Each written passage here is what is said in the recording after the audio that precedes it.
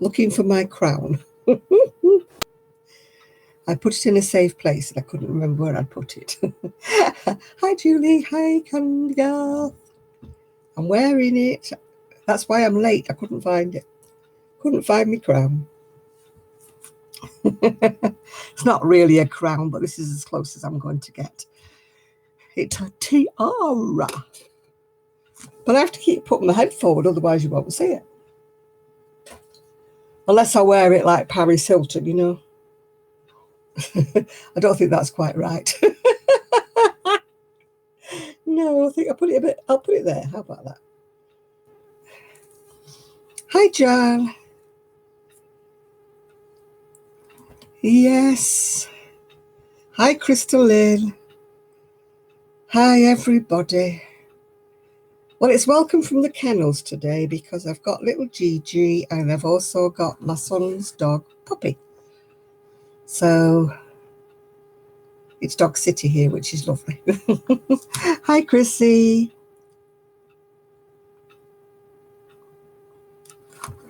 Oh, it's not the Royal Highness. I'm doing better.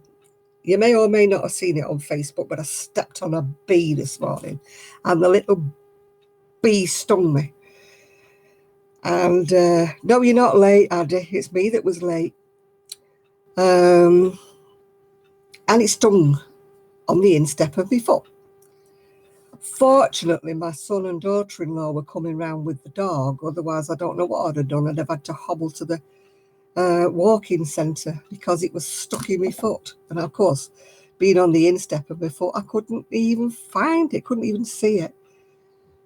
Anyway, my son found it, and I found the tweezers for him to get it out. And my niece had brought me a lovely pair of tweezers, but they've got a little light on them, you know, and they're really sort of upmarket posh tweezers.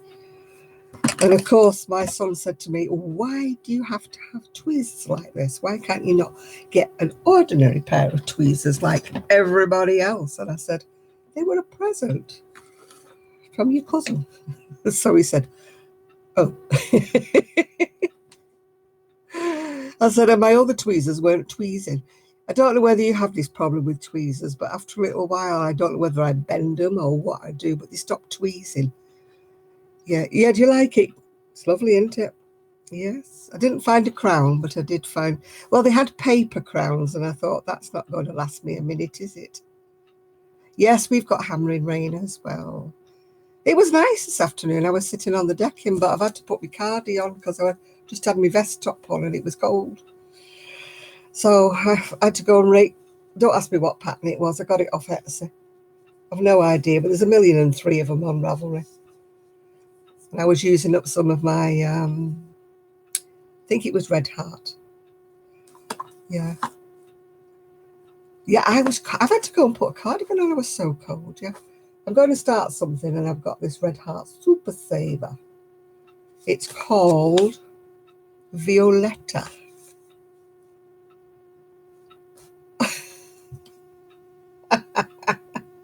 You've got pine sap on your backside. How did you manage to do that? What have you been sitting on?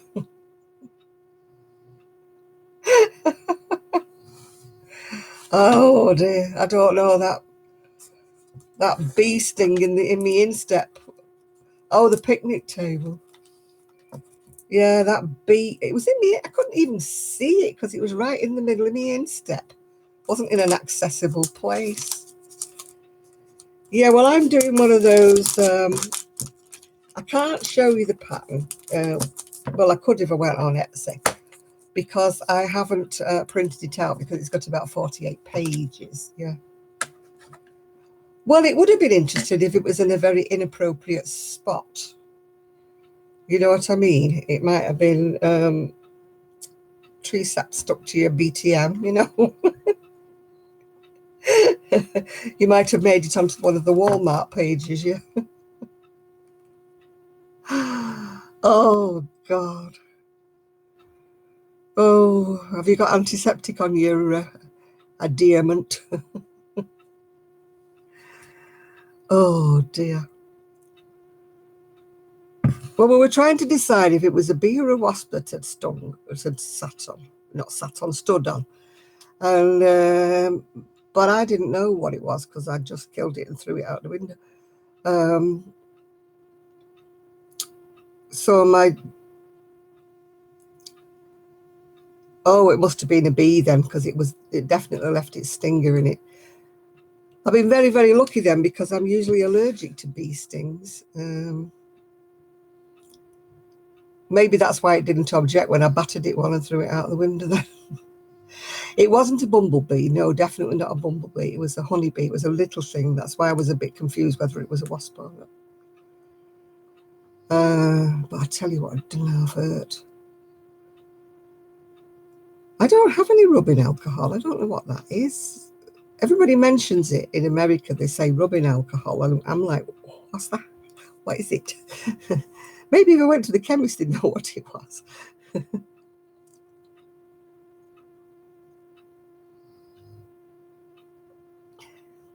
Must be something that you have in America in your cabinets that we don't have in general over here.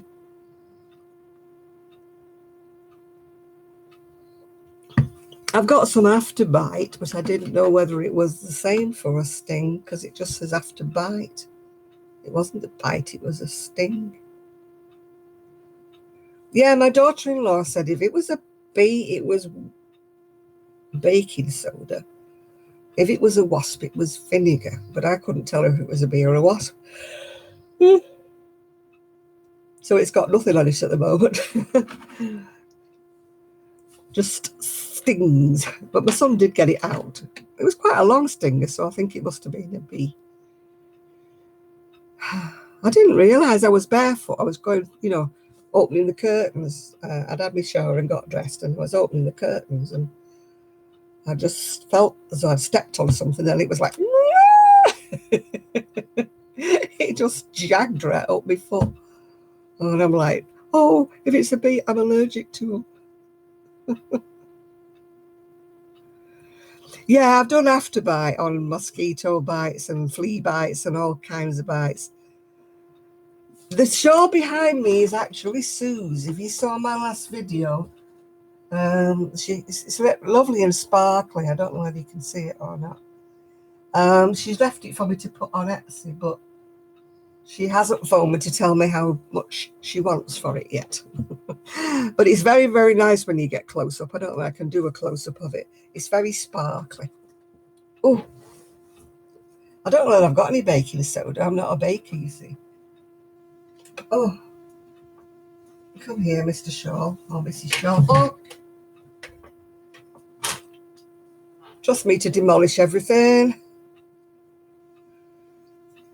Don't know whether you can. Ooh, let me move my coffee. I don't want to dangle it in my coffee, do I? Don't know whether you can see the sparkle on it or not. It's very pretty. We think it's King Cole. Cleaning? What's that, Crafty? Cleaning? No, I don't use that for cleaning. I use cleaning products. Yeah, it's that pattern that I can't get the hang of.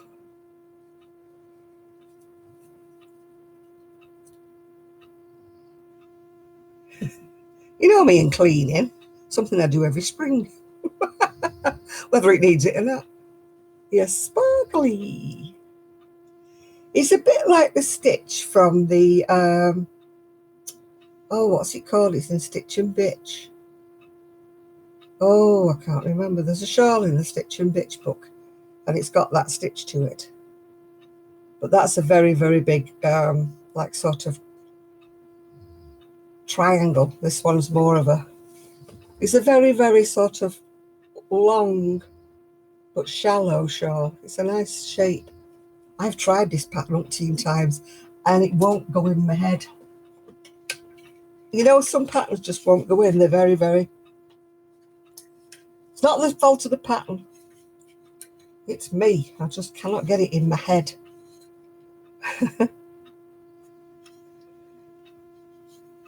How big do I do my baby granny blankets? Well, Sue's actually the one that mostly does the blankets. Oh, hi, Kim. If I'm doing a granny blanket, I just do it until I think it's big enough. You know, just keep going round and round and round and keep holding it up thinking, yep, that looks big enough. It depends whether or not you're making it for, you know, car seat, a bassinet thing, or whether you're making it for a full-size cot. Yeah. Well, I've got a little something to show you all. Surprise to me it was as well. It was a surprise to you.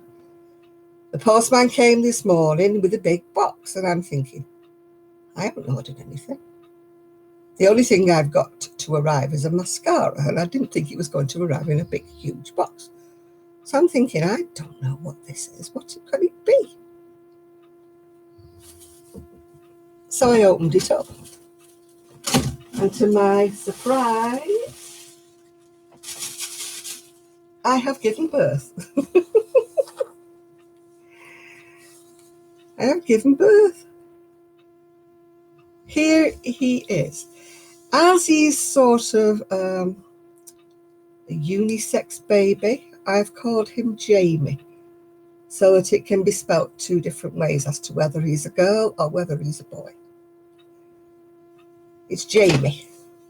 It's either spelt the boy's way or the girl's way, depending on whether he's wearing an outfit or whether he's wearing a dress or she's wearing a dress. Now, I made friends on you know, you make friends again on Facebook with someone you haven't seen for years. And we were really, really best friends for such a long time. And then we sort of drifted apart because I closed the shop down and she got married and she moved away and different things. And we got back in touch. And her hobby is painting these reborn dolls. Well, reborn babies, whatever you want to call them. And I said that I would love one, I said, for when I do the baby outfits. Because, as you know, if you're going to make anything for a reborn baby doll, they're not the same as just an ordinary baby, because you've got to make sure you don't show any of the, you know, like they've got little soft legs and things. You make sure you don't show any of that, or, you know, any of its neck, because it's got a fabric body. And I never understood this because I've never been into the reborn babies. So I'd said to her, you know, do you sell any of them? She said, oh, I do now and again. So I said, oh, well, how much are they? And she said, oh, I'll let you know when I've got one to sell. So I said, oh, right, okie dokie. I said, I'll save up then until you get one to sell. And she just says it was a big thank you for all the things I'd done for her over the years. And I thought that was so sweet. Actually, she did a lot for me because she was wonderful. She used to decorate. And she was one of these little balls of energy that used to whiz through your house. Because I was working full time at that time. Only had the one day off. And she used to whiz through my housework, help me to do it all. It was great. This is all pre my back operation, of course, yeah. So don't you think he's sweet? Isn't he sweet? He was such a surprise. I was so thrilled to get him. But don't worry, I'm not going to go all weird on you. I'm not getting a pram and pushing him out or anything like that. I've got a carry cot thing, whatever you call them, a Moses basket, because I bought one of those, a cheap one.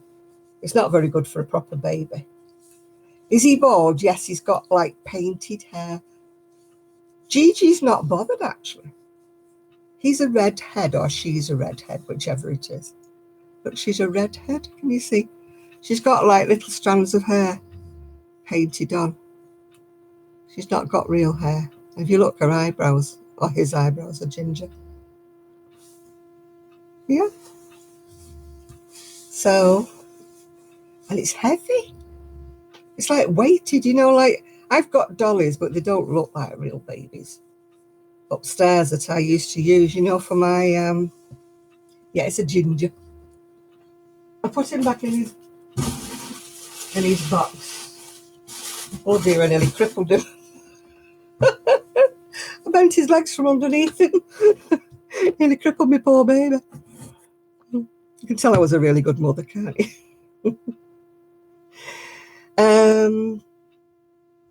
Yeah, I've already got the what do you call them, like a bassinet thing, caricot thing. Oh, excuse me. It's a good start, isn't it? In white broderie anglais, I've already got one of those. I got that to display my mine and Sue's pram blankets and things like that. And I did have my dolls, which, you know, my niece did say one of them looked a bit freaky. It was enough to frighten anybody off, so nobody would buy them. And I also got inquiries like from the reborn people for crochet items, but they wanted them specific, and I didn't understand what they meant because I'd never held a reborn doll. I didn't know about the fabric bodies and the fabric legs and things like that, that you have to make the neck holes smaller, and yeah. So that might be another string to my bow. I've already got a lot of baby things I've already made up, but I think they would be a bit big on this baby because I think it's like a preemie. It says newborn, but I think it's more of a preemie size. But our real live baby, there's no sign of it yet. It's about another week, I think, to go, unless she goes late, of course. It's her first baby, so it might do.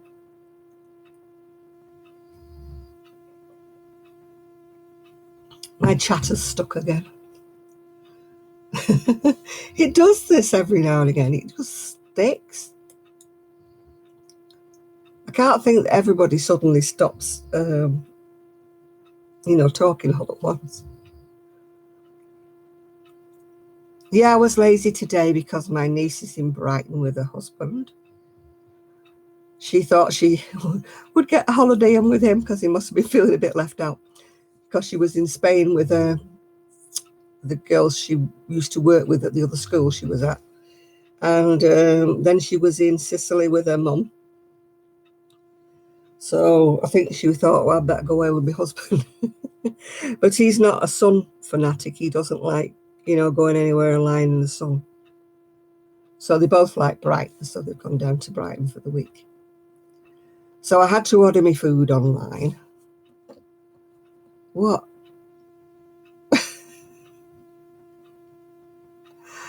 A £19 baby? No, thank you. I had a £9 3-ounce baby, and it took me years to recover from that one. Without being too graphic, my lady parts have never been the same since. I'm not so bad, Evie. I'm recovering from me bee sting. £8 or 8p. No, £9 3 did it for me for the first baby. It was a little bigger because there was no scans in those days. Yeah, I have crocheted socks, but I find them very uncomfy.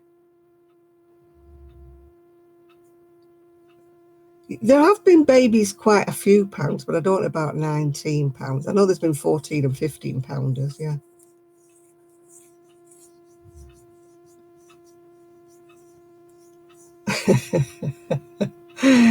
Yes, let's just say my nether regions have never been the same since.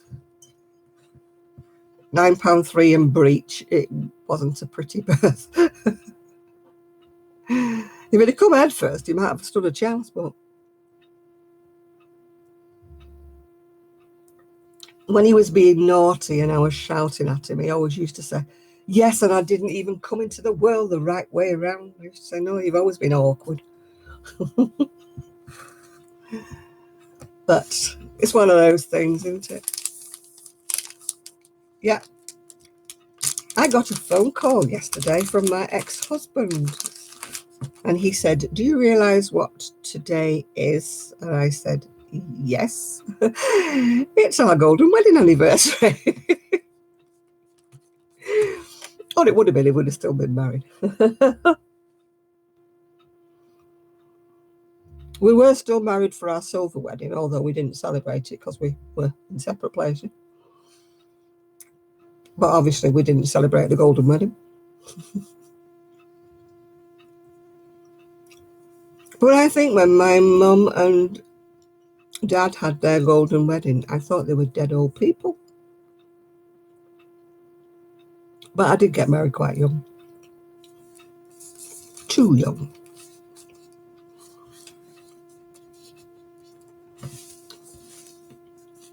Yeah, we still speak. We're still civil for about, I think about an hour's our maximum, you know, before we start glaring at each other.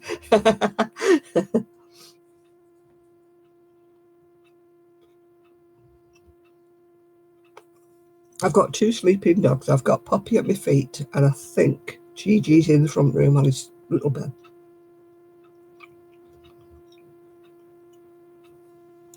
I think we just got married too young, if the honest truth's to be said.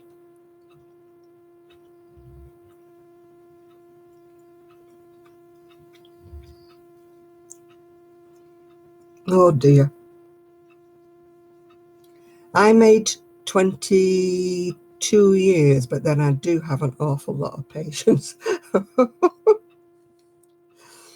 was times when I wanted to kill him, but fortunately I refrained. So he's still alive.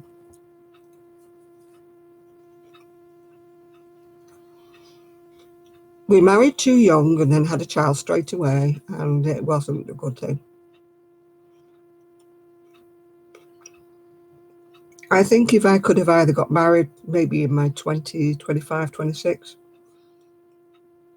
and had 2 or 3 years before I had my son, we might have stood a chance, but then again, I don't really know. It's just ifs, buts and maybes, isn't it? Maybe we're just wrong for each other from the start, who knows?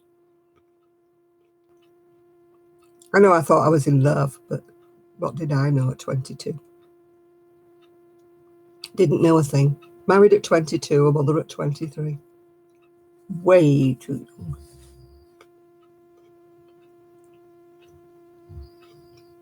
I'm doing well, thank you.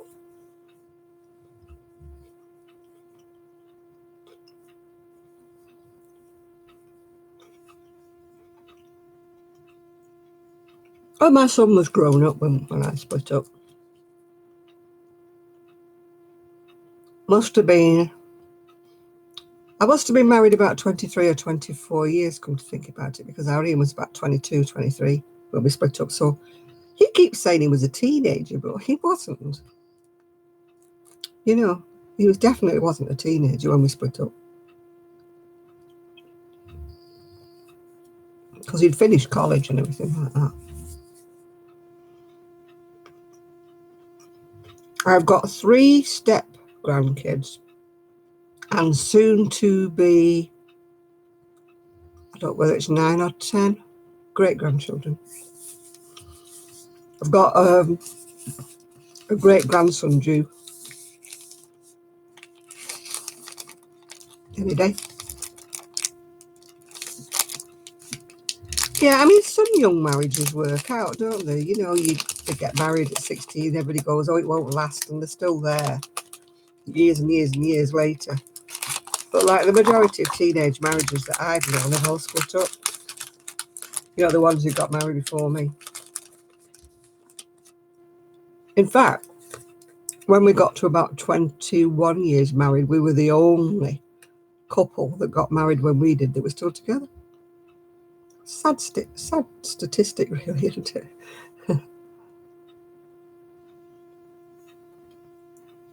Yeah. I was bitter at first, but you have to. Took me a long time to let it pass, but you have to. You have to move along. You can't go through life just feeling so bitter. But it's only natural, I suppose, that you do for a while. Especially if you're the wronged person. You know, even though the marriage had sort of failed before he went astray, let's say, I still took it a bit hard. But I've never got married again.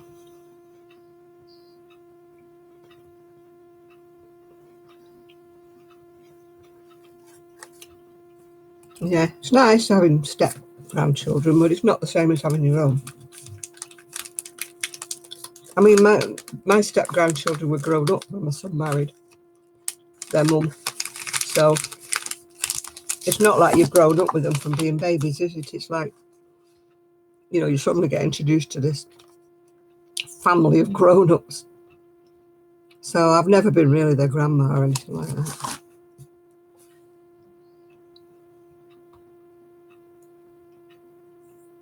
Yeah, you see, some marriages do last. If you meet the right person and you gel and everything, I think it's wonderful, but obviously I didn't. And I don't think the right person for me exists. If he does, I've never met him in the meantime. And now I'm not looking. I'm 72 now, so I'm not looking forward to walking down the aisle ever again.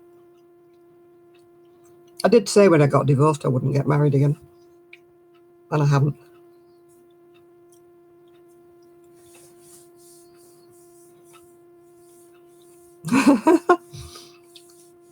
Yeah, I definitely want one that's got no family.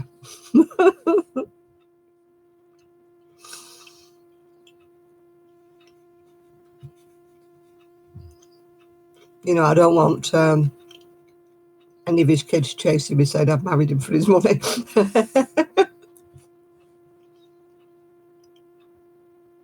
Just think what a lovely craft room I could have. Oh, Kelly couldn't come today. The babysitter let her down at the last minute. She was going to come and help me to tidy up the craft room because I was going to do like a video of us doing it, you know, tidying up the craft room. Anyway, she's hoping to come next week. Hopefully. Because Sue was in a rush on Friday. She came, but she had to go to the back surgeon for a review. Oh, we've got overnights, have you? Oh, my goodness. Yeah. And it was the lady who, she looks after her kids all week. And when Kelly asked her to look after her kids on the Saturday while she came here, she couldn't do it. So it's crap anyway when they do that. I said, you're a mug, Kelly, you should tell her. But you know our Kelly, she's such a lovely person and she's so kind-hearted, you know.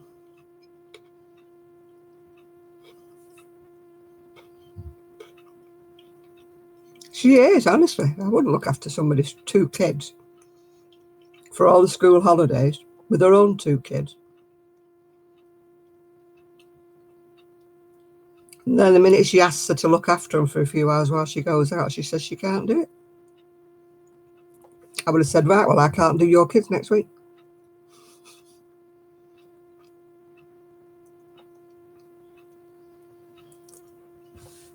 Yeah, I've come across quite a few selfish people in my lifetime. Fortunately, not most of them. Yeah, I know a few people who just take, and take. And then when it's your turn, they don't want to know. I had a friend like that. I did all sorts for her, did everything for her. And then when I came to have my operation and had my, spine and I couldn't move practically, couldn't do anything, she was nowhere to be seen, you know. I mean, I didn't get mad with her, but it was just kind of like a bit upsetting at the time. But it was long before I knew Kelly and Sue. So it's not those two, if you're wondering. Not either of those two. It's somebody else that I used to know a long time ago.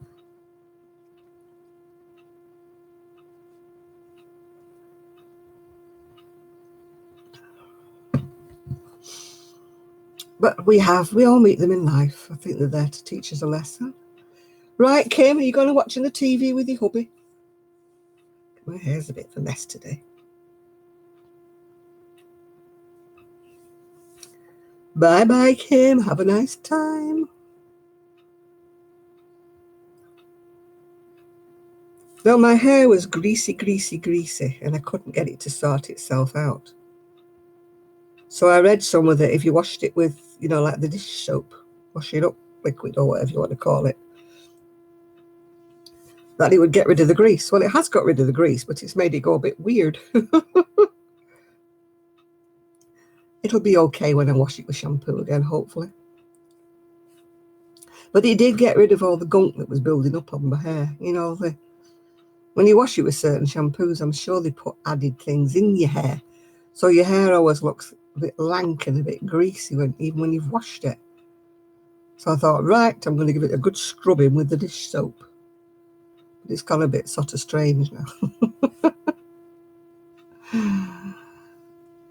I'll never be a superstar, will I? I hope you can see my tiara. I'm wearing it especially for you. I don't know who asked me to put it on now.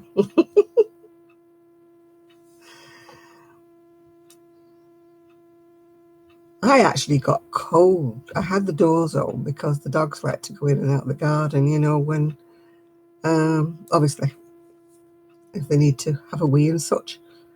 But I've had to close the patio doors because I was absolutely freezing. And I was lazy tonight. I ordered a Chinese dinner. You have to order so much before they'll deliver. So what I did was I order enough, like, so there's at least 2 meals for me. But I ordered it from a different place, and I usually get mixed vegetables, but they weren't mixed. They were nearly all onions. So never mind. Did you miss anything? You missed my baby dolly. I'll try. I'm going to get some vinegar water, Patricia. Hi, Beverly. Yes, you missed my baby dolly.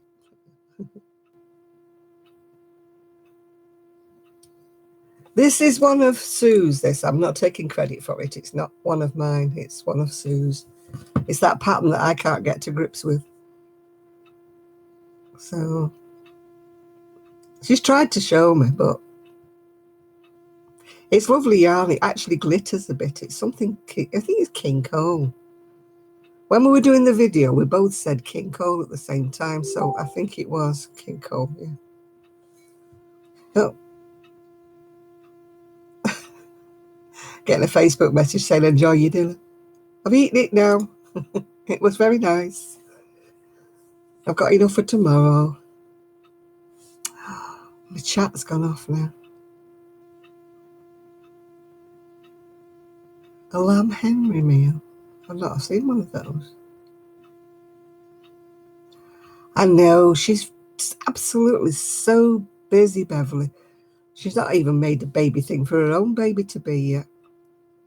And they still don't know if it's a boy or a girl. So she's still got to wait, I think. I don't know whether her daughter's having any more scans.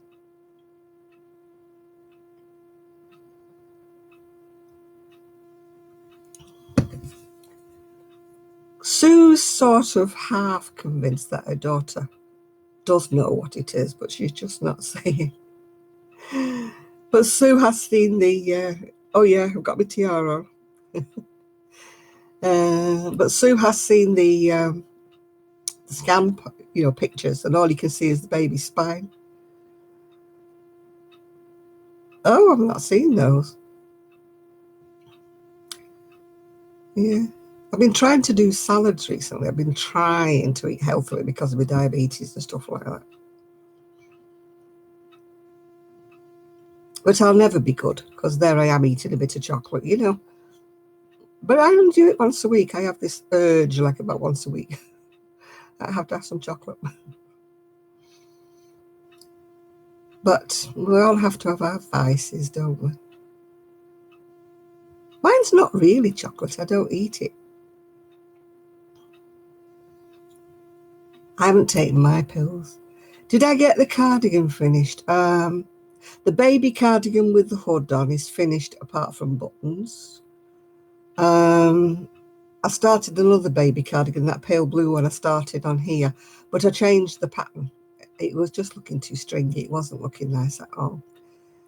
So I did the sleeve, but because I changed the pattern stitch, that sleeve didn't work out. So I had to redo the sleeve. So I've got another sleeve to do now on the baby cardigan.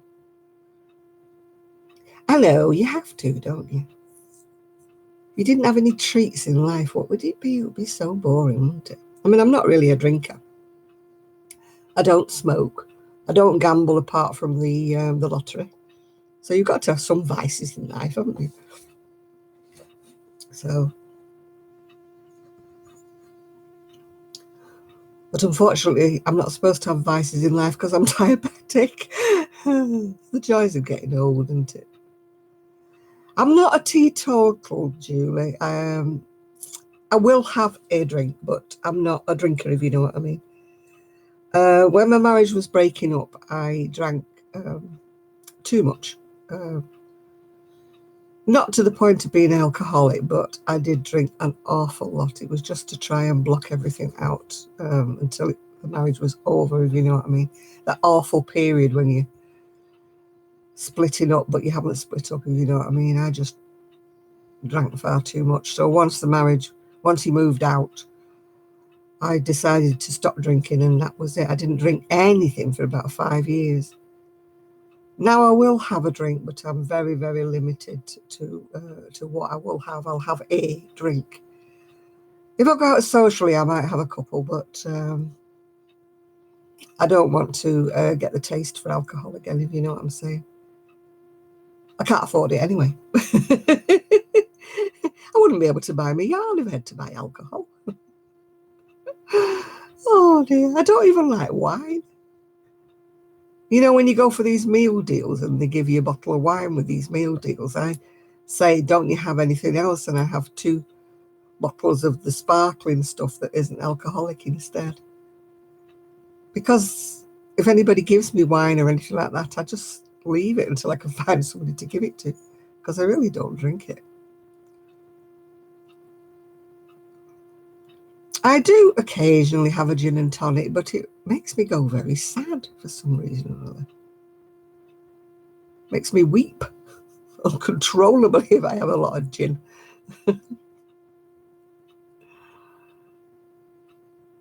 Oh, yarn definitely comes first, Connie. Definitely.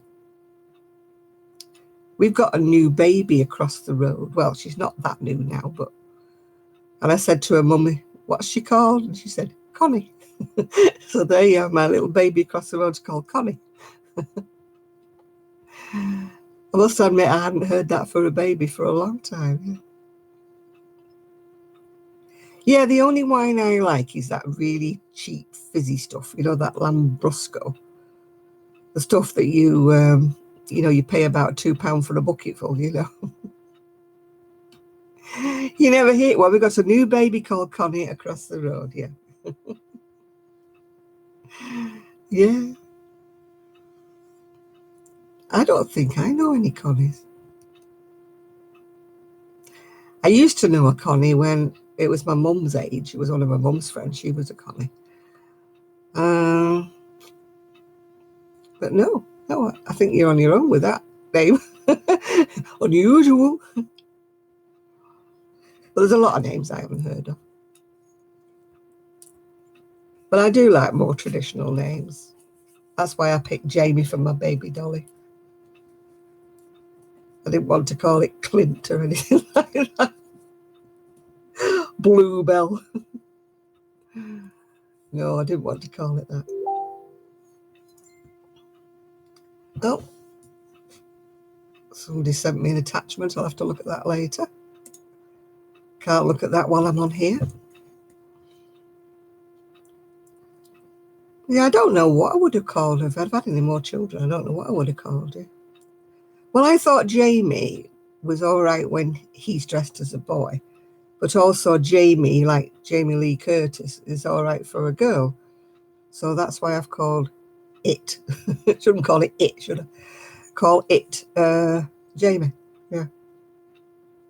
I don't know whether it had a name already, because like my friend made it. She may have christened it another name, I don't know. But I've called it Jamie.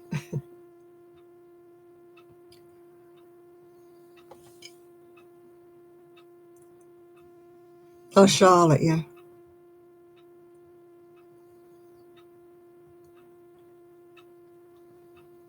My mum was Lucy.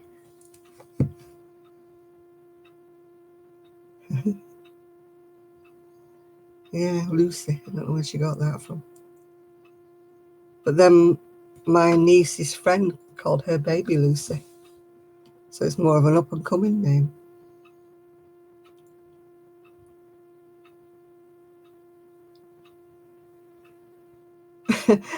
Yeah, where does Reggie come in? Oh dear. It's bad when people pass away at Christmas. I know they pass away, it's sad anyway, but I always think it's doubly worse when people pass away at holiday time, Christmas and things. Yeah.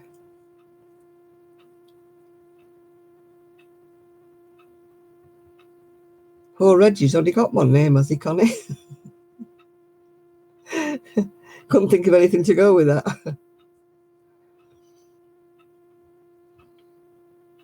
Our family's pretty boring, really. My son's Ian. I've got two nieces, they're Catherine and Victoria. So yeah, we're pretty boring, we are, yeah.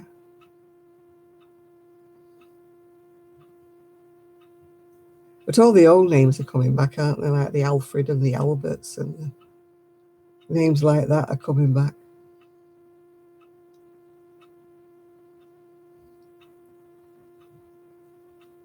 Yeah. I liked all the names, lots of names that began with the C, but because my last name's Carruthers, they didn't go together. You know, like Charlotte, Christopher, they don't go with my last name. Yeah. So I just picked a short name thinking that nobody could shorten Ian. But they do. They call him E, and then they call him Tids or Pingu. Kids will always get a nickname no matter what you call them. My friend went through school called Sam because she was called Sandra Ann Maiden, and her mum put their initials on her school bag, so it was S.A.M, but everybody called her Sam. My name is Janet, yeah, but when I was younger, people used to call me Janet. Janet, and I used to say it's not Janet, it's Janet. So I got so cross in the end, I just said Jan. Just call me Jan. But now I get Jeanette and everything else, but or Jane. My mum used to call me Lady Jane. Oh, here you are, Kelly. I'm just telling everybody you couldn't come today. Kelly wants to see my baby Jamie, don't you? Because you've not seen him or her. It's a him at the moment, but it could be a her. There he is, Kelly, or she is. He's a ginger. He's a ginger. All the light shining on his bonds. He's dressed as a little boy, but he could be. You're here for the baby, are you? Here he is. Hello, Kelly. Hi, Katrina. He's quite heavy, Kelly. He's got like a fabric body, but she must have weighted him with something. You like a bit of ginger, yeah? Isn't he cute? Yeah. I was sat here like in the front room, like nursing him like that. When the yeah, it's a reborn. My friend sent him to me as a surprise. I didn't know he was coming until the postman came today, and I thought, I've only ordered a mascara. It looks a bit big, that box for a mascara. And I opened it, and it was him or her. He's a unisex apparently, or it's an it, yeah. But he's dressed as a little boy at the moment. But it says born in 2017, so she must have made him last year. But I wanted him for decoration purposes. I'm not going to go weird and push him round in a pram. I'll let Kelly do that.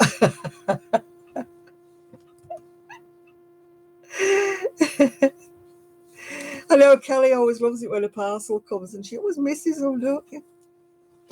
I mean, my son was looking at me a bit weird you know, because I was looking a bit puzzled when the postman come with this big box. And he must have said my name, and my daughter-in-law said she's in there, yeah. And I'm thinking, what on earth is it?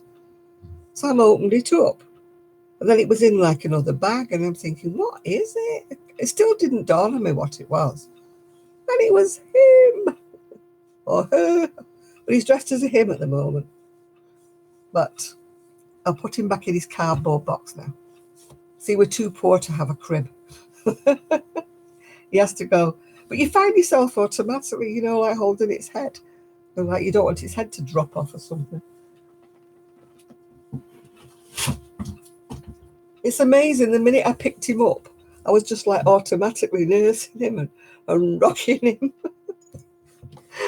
And I'm thinking, oh God, it comes back to you. Do you like me crown, Kelly? Me tiara.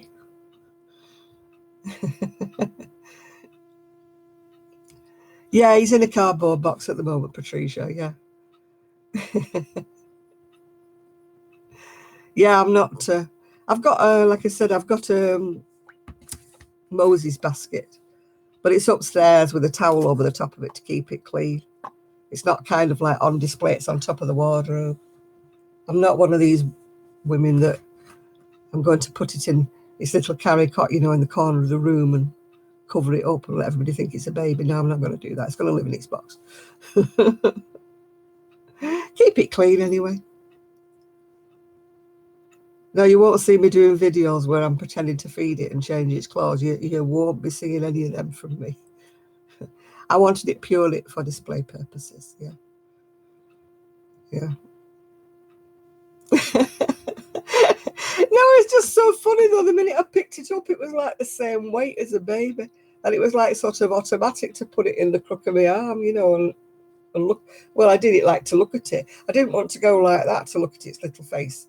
I put it in the crook of my arm and to look at its little face and see what it was like and inspect its hair and its little fingers and toes and everything, yeah.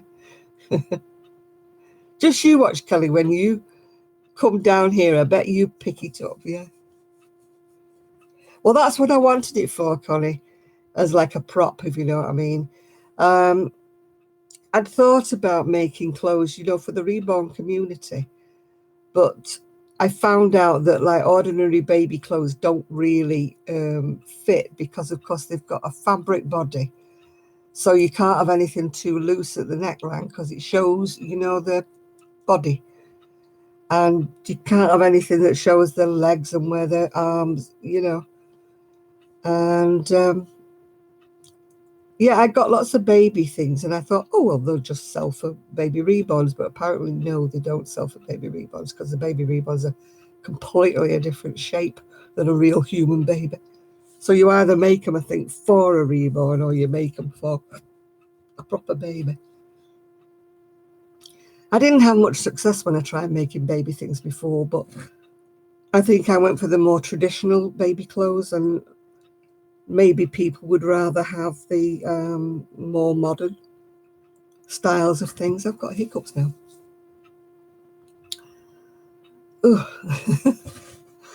So that's maybe where I went wrong. I didn't use like modern colours and things like that.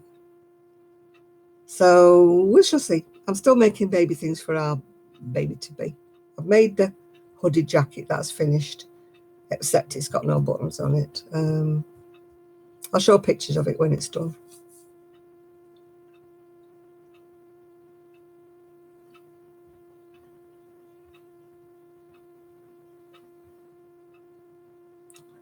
But all the things that Sue's made for babies in the past, and I don't think she's made anything for her baby yet. Oops. Pull from centre, it says. So pull from centre, I am doing. Except yarn bath has come out.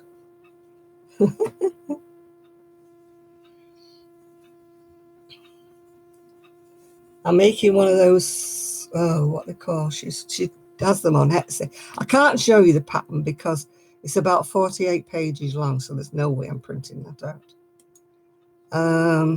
What's she called now? Let me see. I've got the pattern here.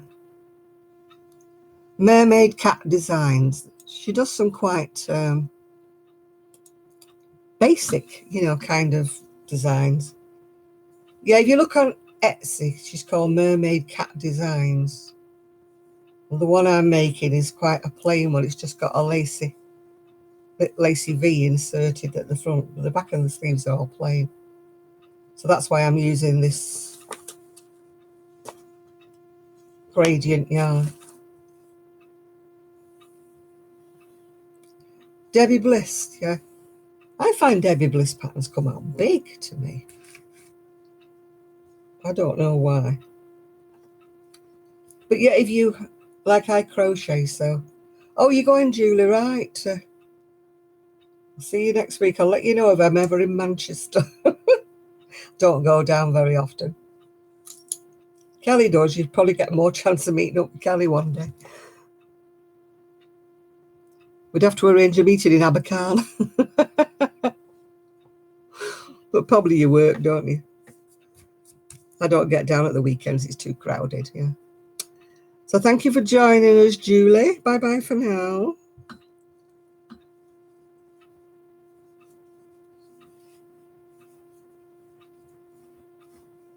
Oh. I wonder if it's the ribbons double crochet in the back loops only. I never read that bit. Let me have a look. Otherwise it wouldn't look very right, would it? Oh, it doesn't say. It's just double crochets. Well. I thought it's usually in the back loops, isn't it? That's what it usually is.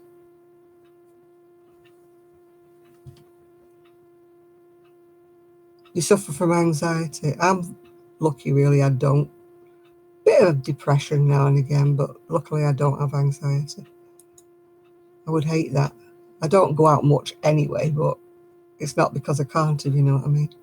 Right, see you, Julie. Right.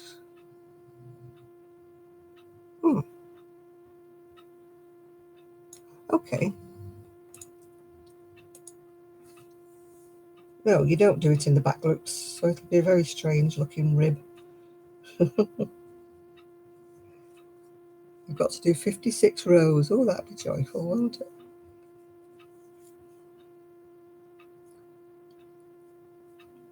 I can understand why people in the US say, oh, double knitting is really thin. Because this to me is really thick, because this is worsted, isn't it?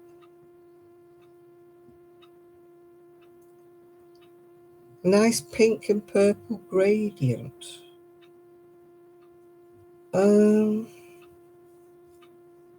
not too sure about that. I mean, I got some baby wool the other day, which had pinks and purples, but it also had some lemon and blue in it as well.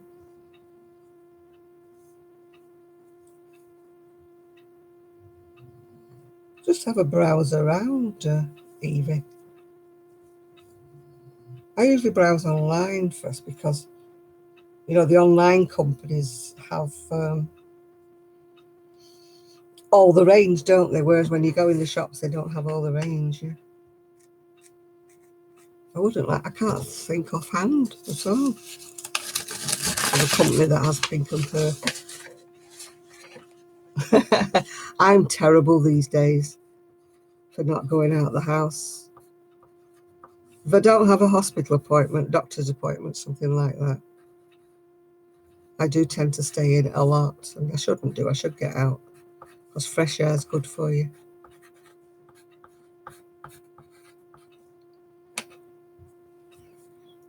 I did go on the decking a little bit this morning, but then it went cold.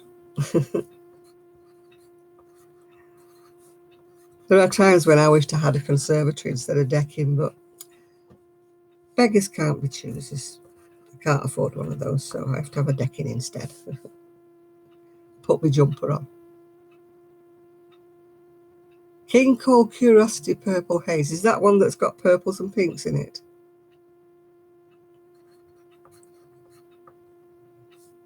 Or are you talking about what's behind me? We couldn't remember what the name of this was, Ian. I know it's a King Cole one. I think it's Glitz or something. Am I remembering that right? Glitz.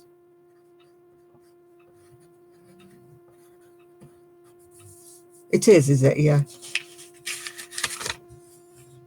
We couldn't remember, and yet we both of us said King Cole at the same time. So it must have been a King Cole one. I still got that lovely yarn I got from Abercam when we went on that Manchester trip that I was going to make a shawl with. But like all things, the way of the world.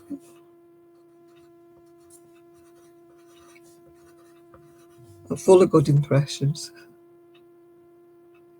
Oh, that sounds nice. Mine, I do like King Cole. I also like James C. Brett as well.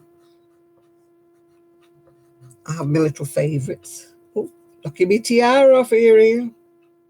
That'll never do. Until I'm not used to being a lady. A lady.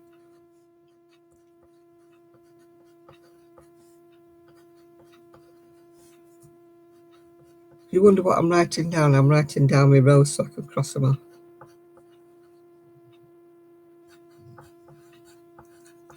Because I have a brain of a goldfish. And I can never count rows when they're in single crochet.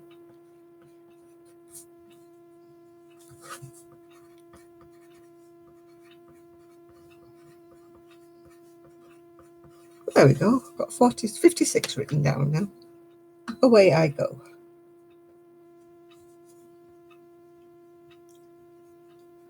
So what's everybody doing? What's everybody making? Well, I'm hoping that this doesn't have such long colour changes. This is what I'm using here because I'm making a sweater with it. So looks blue, but it's not. It's purple. It's Violetta. It was a gift from someone, and I really must write on the labels when people send me things. Do I use row markers? I usually use, I've got a clicker, that goes around my neck that I can click the rows off with, but I haven't brought it in here with me. But I don't use stitch markers, row markers, no. The rabbit hole cardigan.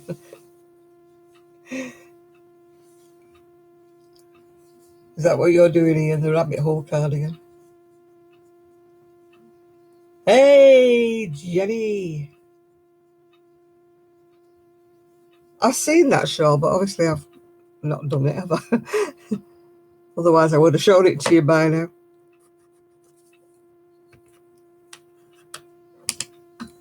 I sold 2 shawls and oh, hi Michelle. And I thought I'd sold a top. But then I get, oh, Lucas is going to your mum's for the night. Woohoo! Honeymoon night. Hi, Jenny. All right, Evie, I'll see you later. What was I saying? I forgot. Oh, dear. Don't know what I was saying. Right, Kelly, you enjoy your sleep. I'll let you nurse Jamie when you come round to my house. I'm about 2 videos behind with the Cozy Cottage with Hannah. I noticed she was holding up a lovely cardigan on the front of one of her videos. But I haven't watched it yet, so I don't know what it was. Thank you, Shad. You're doing a granny strike with Lolly's cakes, yeah. I was so happy I managed to pick up more of this colour, the behind me, this bright colour. So it took me well over a week. Oh, the bobble stitch. I'm not much good with that bobble stitch. Knitting or crochet. I get my needles stuck in it somehow or another. And then the whole thing falls to bits. Or I finish up with one big loop sticking out. I can't get it even at all.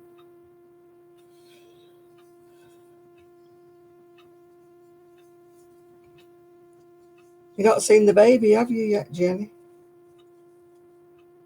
I love him so much, he's in a cardboard box. Here he is. Look, I'm such a good mother. Look how I handle him. Here he is. He's a redhead. He's a redhead. There he is. He's here. Turn your lights on. Put your glasses on. He's here. He's got his scratch mittens on. He's got little toes. But I know now what they mean about making clothes, especially for a reborn, because he's got a fabric body. So when you put him in little things like this, his little legs hang out. So now I know why they say they've got to be tighter necks and things so that they don't show any of their... Yeah, he's a redhead. I don't know where he come from. We don't have a milkman here, so I don't know where he's come from. But here he is. Yeah. Yeah, they've got narrow necks, haven't they? So they show their stuffing if you don't watch them. So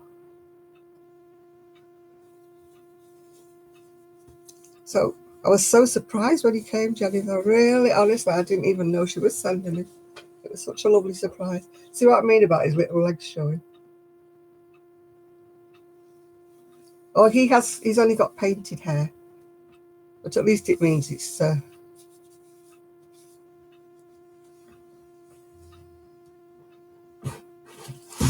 You have to make it wear a bonnet, Jenny, then it won't need its hair. Why has it got marks on her arms? Has Mr. Lucas been drawing on her?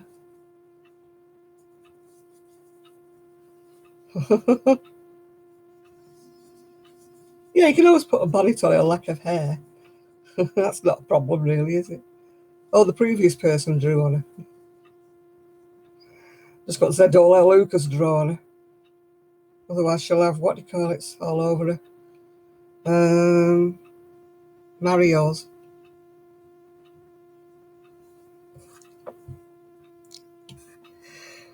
Oh, can't stop yawning. Why does it look blue on here when it's purple? It's like a deep purple.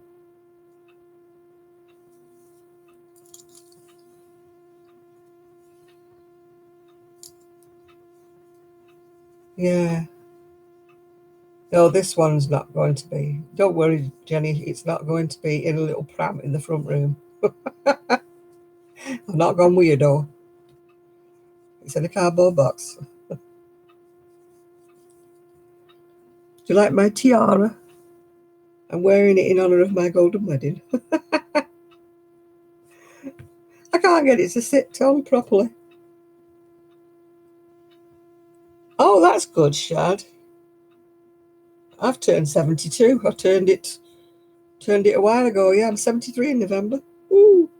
Let me put my tiara back on. Shall I wear it like Paris? Paris Hilton.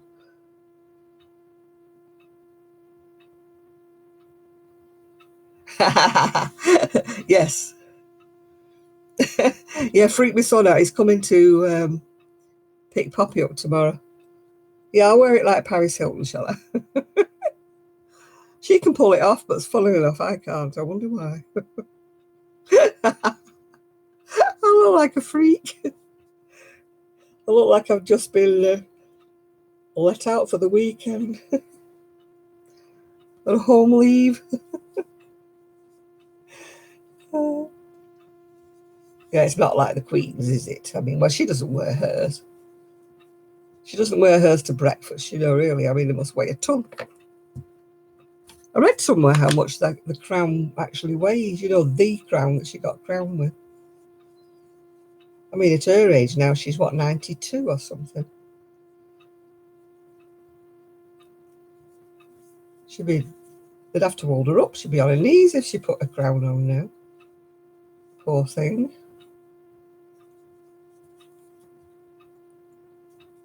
Bet she had to do neck strengthening exercises. If that, I bet Jenny, I bet she never sees it. Well, I know she never sees it because it's always under lock and key, isn't it? It's not like she keeps it in her wardrobe, is it? They probably have some kind of a safe somewhere in Buckingham Palace where they keep the everyday tiaras, But the rest of the jewellery will all be locked away. Yeah, that was Queen Mary's, I think, or something like that, wasn't it? Going back a few generations, that one.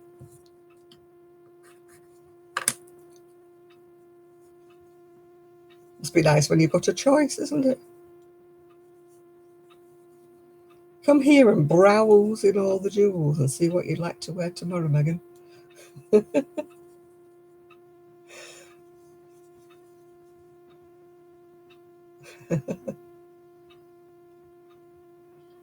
My son would think I'd lost the plot, Ian, if I start singing and talking to the doll. It's bad enough when I rock Gigi to sleep. I don't know why. They keep saying the Queen doesn't like her and that. It's all a load of codswallop. I don't know where the American press get it all from. They just like to stir up controversy. And her sister needs to put a sock in her mouth and shut up. She's only doing it for the money, isn't she? She gets paid for every scandalous story she dredges up. I mean, she's making a living at the moment off Meghan because she's selling stories. I mean, she hasn't seen her sister for good grief, I don't know how many years. So what does she know what her sister does and is and was? She knows nothing about her.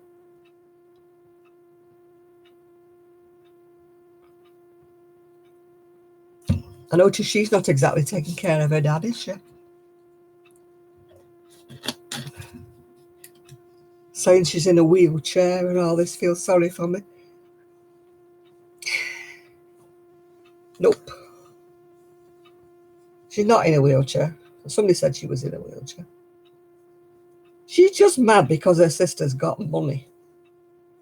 And she's been a star and everything, and she's been a nobody all her life, and her husband. But if you really love your family, it doesn't matter. I mean, my brother was everything that, I wasn't. He was brilliant and clever and, but I mean, I wasn't jealous of him. I wasn't nasty about him. I just thought good luck to him. He's worked hard to get where he's got. I didn't feel bitter or jealous just because he had a lot of money and a nice house and everything. Because he worked down hard for everything he did, my brother. So I can't understand siblings that are just so nasty to each other. I don't understand it. Yeah, she wants her 15 minutes of fame. She thinks she should be part of the royal family because she's Meghan's sister. But they didn't even speak long before. So I don't know how she can say she's being ignored. I mean, Meghan didn't even invite her to her first wedding, did she? So that says it all. She didn't want her to that one. That wasn't Prince Harry.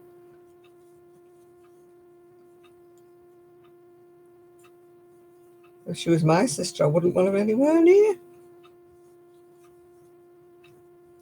I'd have excommunicated her or whatever you do. She is not my sister. I denounce her. I've divorced her. I mean, Meghan can't just go jetting off to see her dad. It's all the security has to surround her now because somebody be waiting, won't they, to gun her down or something. She can't just hop on a plane and whiz off somewhere. And no doubt for all his protestations, I don't think her father wants to come over here, so why bother?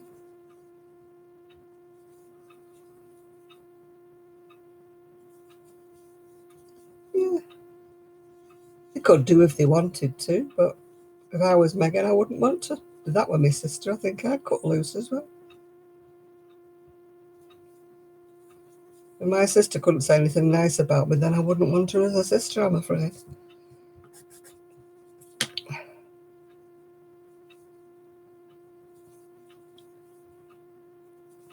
I mean, my brother and I weren't that close, but there was never any animosity between us. Never any name calling or anything. We just were two different people. Me and my brother and I.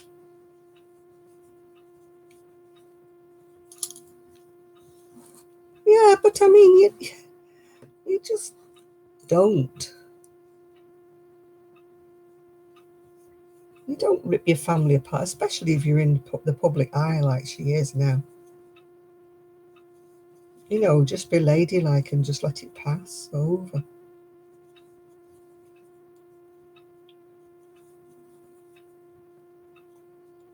I mean, if she did make friends with her sister, what would she do? Sell her story again? What my sister said to me? No.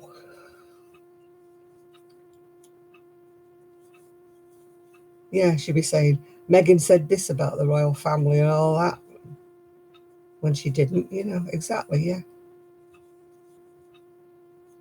And the Queen never retaliates. She just doesn't, unless it's something that's really, really untrue. Queen does not retaliate. So that's what I mean, is they know they've got to sit and duck. Yeah, you shouldn't air your dirty linen in public. It's not nice, is it? When you've got any issues with your family, you shouldn't be on YouTube chatting about them. And when the person that you're talking about could be watching, and or somebody who knows them could be watching. I mean, it's not going to mend any rifts, is it? Somebody says, "Oh, your mother was saying this, that, and the other about you." It's not going to mend any problem, any fences at all, is it? You should just leave it be.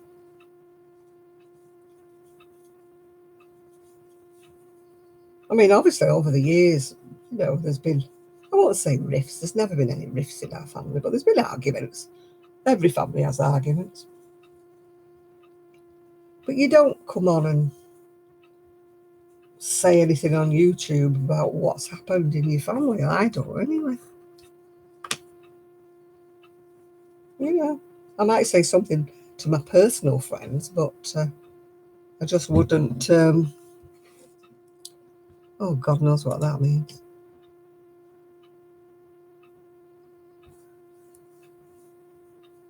But I wouldn't put any. It's like oh, what is? I don't know what he's going on about. Yeah, but my brother was the same. My brother was 9 years older than me. Had a completely different lifestyle. He was very, very academic. So we didn't really have a common ground as for conversations and things like that. It was a bit difficult for us to, unless we were talking about our parents or something like that. Yeah, Lena, but obviously you're a lady and you just wouldn't do that, would you? You know, yeah, my brother was exactly the same. If I needed him for anything, he was there. But we didn't live in each other's pockets or anything like that. But if I had any real problems, he was always there for me. When I changed jobs, and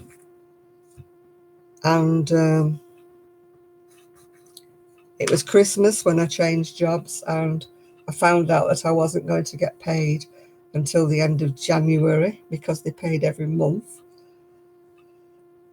And I just rang up my sister-in-law and I just said, I'm not really doing presents this year because I won't be getting paid until the end of January. And my brother just came around and just gave me some money and said, look, just pay me back as and when you can when you start getting paid. He said, I'm not having you having a horrible Christmas with no money. But see, that was what my son was like, and my brother was like. He didn't do it for any glory or anything like that. He did it on the quiet. He just came along with some money because he didn't want me sort of struggling for Christmas. I didn't ask him for anything. He just came and did it. But that's just what he was like. He wouldn't have seen me struggle. like with no presents and hardly any food for Christmas, you know. That's not his way here.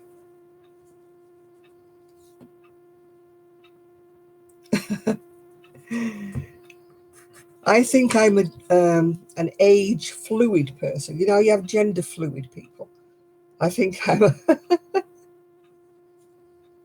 he was a very good brother leader. He was never, um, I was never close to him, but he was always there, you know, if I needed him.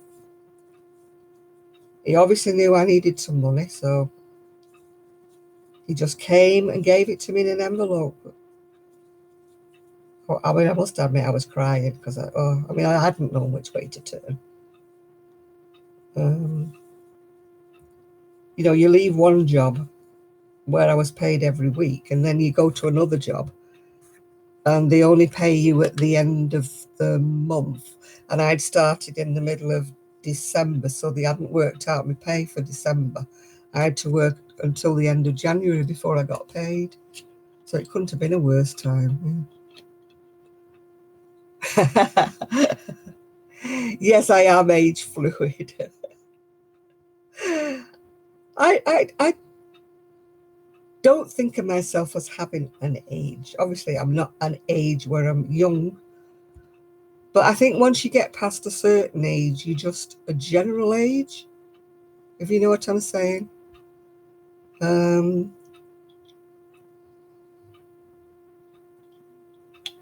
you know, I don't feel like I fit in with the in crowd, but then I don't feel like I fit in with the old grumps, you know. I like to think I'm somewhere in the middle.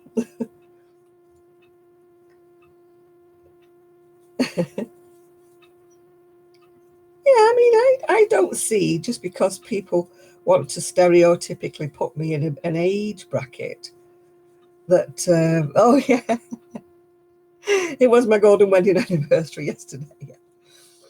Um, yeah, if I want to wear something, I mean, obviously, I wouldn't wear something that was really age inappropriate, you know, like um, hot pants and show off my belly, you know what I mean? Um, but I don't think I should be having to wear like crimply and beige. Oh my goodness me. June that sent me the baby doll, she just said it was her 20th wedding anniversary. So that just shows how long it is since I saw her, and yet we've just picked up like we've never been apart chatting. Yeah. Um,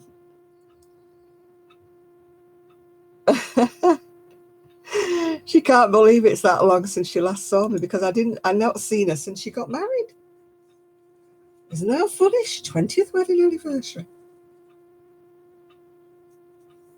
I do wear what makes me happy. I didn't used to. I used to be so hidebound by what will people think. Will they think I'm wearing this and it's too young for me or something? I mean, obviously, like you say, I wouldn't wear anything silly like a mini skirt or, um, you know, anything teenagery because I think women who do that sort of thing look really silly. But, you know, I think once you get past sort of 50, I think there's sort of like a general clothing sort of whatever that you can wear that doesn't have an age. So I don't know what I dress like, but I dress weird anyway. I mean, today I've got my tie-dyed skirt on, which I think is lovely. It's purple at the bottom, which it looks blue. And it's, I better stand up, Enter. It's purple at the bottom, then it's lilac, and then it's cream at the top. So that's my skirt today. Why does it look blue? It's actually this colour. The colour in the middle here is actually this colour at the top. Oh, good evening, Miss Zoe. Are you my lady in waiting? So I was wearing it with my vest top, but obviously I got a bit chilly. So I've had to put my weird shrug on. Hi, Zoe.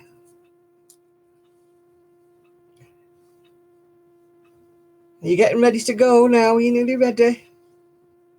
Yes, I'm looking very posh today. I'm not quite wearing my regal. I could have put my fur on, couldn't I? Well, it's not real fur, obviously. And I could have made out it was my ermine or whatever. I wonder if the Queen still wears real fur. Many of those robes are forever and ever and ever old, aren't they? So I don't suppose it counts as real fur, does it, anymore? But I always used to think it was so posh when I was little. That sort of white fur, with like the black marks on it. Was it ermine? I think it is. All right, Connie, you're off for you now. Well, it's nice to have your company, dear. Hope you enjoy your sleep or wherever it is you're going. Are you going to work, aren't you? Night to you, Connie, night. Yeah, I used to love drawing the Queen with her crown and all her robes when I was little. The ermine and velvet and things like that. But of course, you don't think about the animals, do you, when you're little? You just think fur looks nice. It's like little kids don't associate meat in the supermarket with a cow, do they, or a sheep? I didn't associate really the fur around anybody's neck with anything real, live or anything. Yeah. Yes, we did get rain. It was you, was it? Right, Zoe, we know who to blame now. It threw it down here, but luckily I got my food delivered, so I didn't mind. Oh, excuse me. But it did mean that little Gigi didn't get a walk. I was going to take him a little walk round the block, but it started to rain.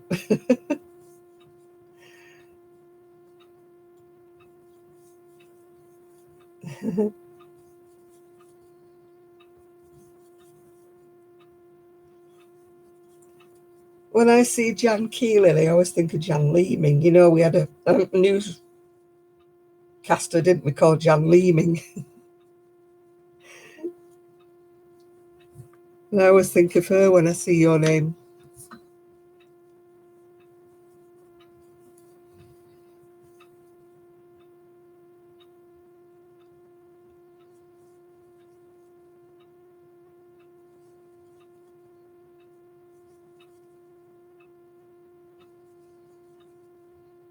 This red heart is sure thick.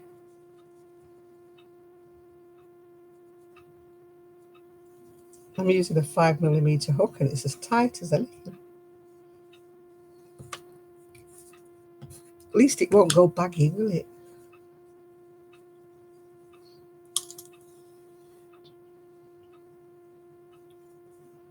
I think Zoe belongs to the posh set with her barbecues.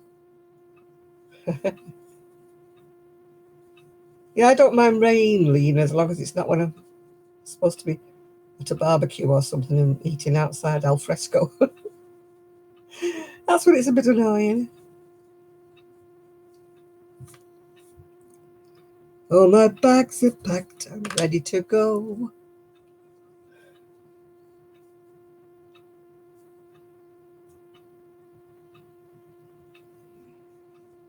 Yeah, I'm beginning to think that, but this pattern did say a 5mm for this sort of like worsted weight thickness. But I don't think the pattern goes up to my size, to be quite honest.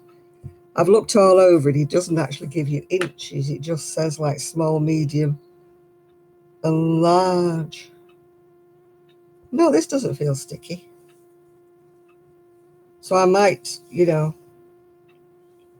have to have extra, extra large. But I don't say it out loud. At least extra large. So I might have to make it bigger anyway. So maybe I'll go on to a larger hook when I get to the body. This is the ribby bit.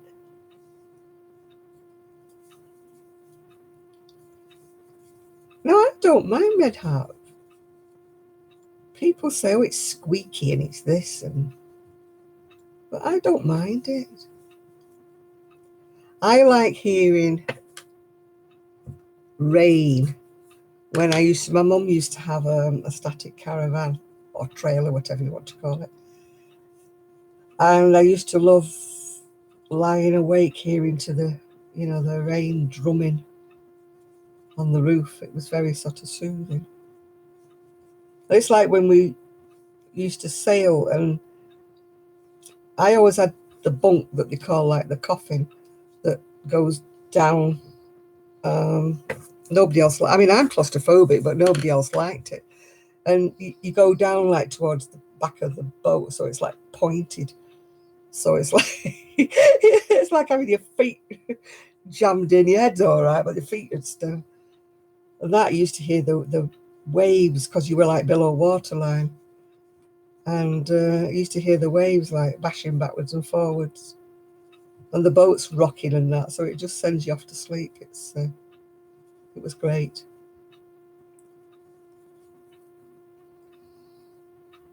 I'll tell you what, having Gigi here with me, I've had absolutely no trouble falling asleep. Absolutely none. I just get into bed, just give him a little pat, because I put his bed on top of my bed, if you know what I mean. So he sleeps in the half that is not being used. And I just fold my arms, lie on my back, and fall asleep. And whether it's because I instinctively know that he's there, it's like when you have a baby in your bed, isn't it? You know not to roll on it. And I never move. And I just go straight off to sleep. And I've been having brilliant night sleeps. I looked it up, actually, and there's like two schools of thought. Some people say that having an animal in your bed keeps you awake because it keeps stirring and waking you up. But, oh, you're killing me. That's nice. Can you wait a bit? I'm not ready to go yet. I've still got a few years left. I'm not going right now. What a strange thing to say to somebody. Oh, it's a joke, is it? Right, okay. I'm just saying, can you leave me another 10 years or so? I might want to go in 10 years' time. I might have had enough by then.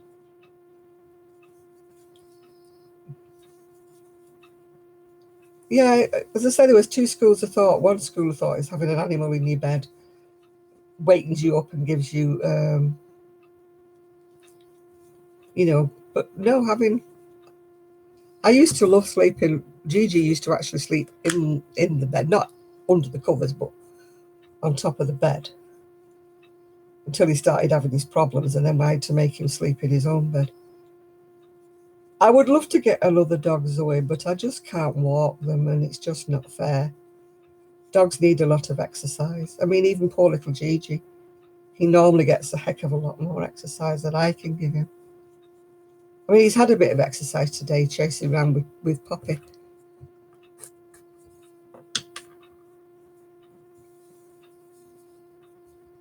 Yeah, oh, I think I've lost a stitch. Oh dear, will it show? Oh, I'm not undoing it. Yeah, they're a lot of work. They're very tired. They're lovely animals. Are you going now, Momo? I'm Momo. Bye now. They do have no, Asda doesn't have any yarn in the UK. They have their pros and their cons. They're very, very tiring. Like if you have to go out for the day for hospital appointments, or if you have to go to hospital, you have to find somebody who'll look after your dog for you and all this sort of thing. Because I don't like kennels. I just wouldn't put, especially a rescue dog, I wouldn't put a rescue dog back in a kennel. I mean, my son and daughter-in-law, they do the this holiday fostering lark thing, you know, where people come to their house to view the house and, you know, before they decide to leave their dog with them for the holidays. And they look after them for a week, 2 weeks, however long people are away. But they're dog people. They treat the dogs like they're their own, you know. Dogs have free range and free run of their garden and the house and everything. So, I mean, when they're in a kennel, they have to spend a lot of their time in a cage, yeah. I don't think Jamie will be calming me down much from his cardboard box. Yeah, well, Irene and Trish absolutely love dogs, but they've only got Poppy at the moment, but they don't really feel like getting another dog, you know, of their own at the moment. They're just happy with the one. So while they've got this one, they can take up to 2 dogs, you know, for holiday lets and things, yeah. No, she's only got her husband, Ian. That's the only pet she's got. Oh, the 2 kids. Yeah, I'll sit in the window so that the neighbours think I've absolutely lost the plot, shall I, Jan? Sit in the window and hurt you.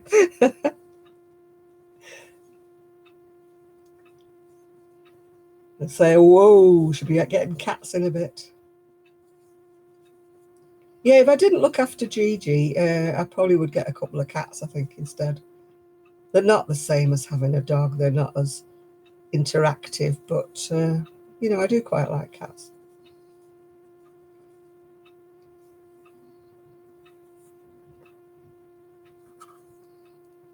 Yeah, cats are fairly independent, you know, they're not, as long as a neighbour comes in and chucks a bowl of food at them every day, they're fine, you know.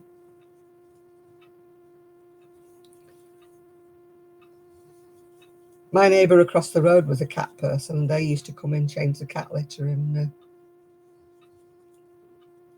feed my cat. And I don't think he ever noticed I'd gone, really. You have to be a cat person to change somebody else's cat litter.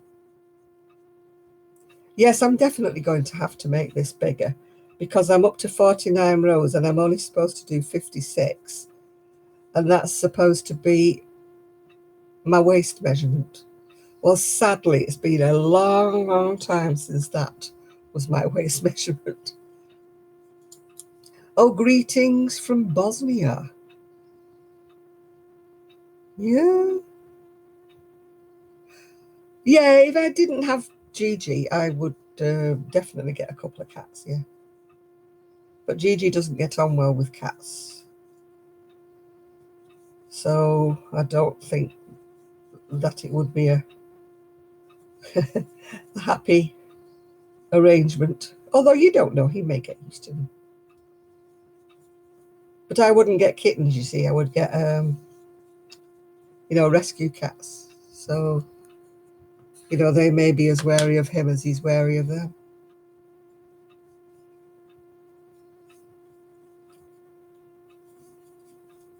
Yeah, if I didn't have Gigi, then I would have got a couple of cats by now. Because they don't want walking. You just open the door and they go out and see to themselves. It's a cat place around here. There's loads. Everybody's got a couple of cats. The street's like a cattery sometimes during the day. We've got a little old guy that lives up the street and he's, what's he called now? Harry. He must be about 15 now. Harry was around when my Ollie was around. And Ollie's been gone quite a long time now. Yeah, I think he's about 15 now, Harry. It's very, very sprightly. I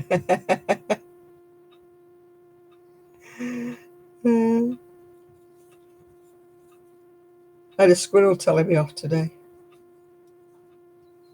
It's like, you've got 2 dogs in there. How dare you? And it's going, and telling me off the fence.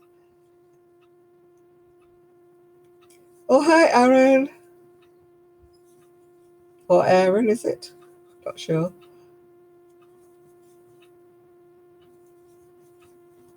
And hey, is it Maylat? Hello to you. Do you crochet? Have you come to join us?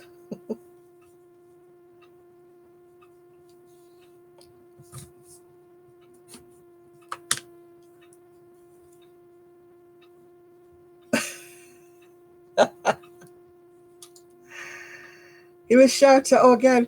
Isaac, Samantha, and Dexter.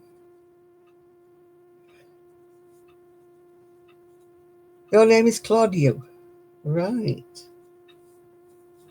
Not Claudius, just Claudio.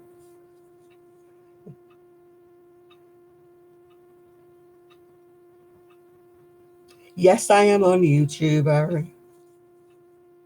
For my sins. These poor people have to put up with me every Saturday night. But they don't seem to mind. They keep coming back.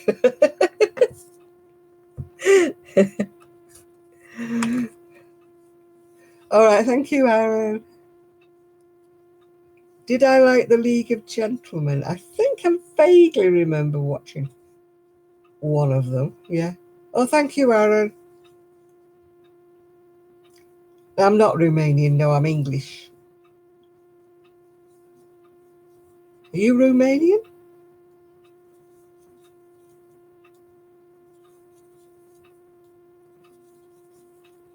I don't think. Is anybody on here Romanian to talk to this young man or young lady, whatever? Well, I think that's going to be wishful thinking, don't you, Ian? Oh, I'm cringe. Oh, well, thank you. I do make people cringe. You're right there, yeah. I think I need to do some more rows, don't you, people?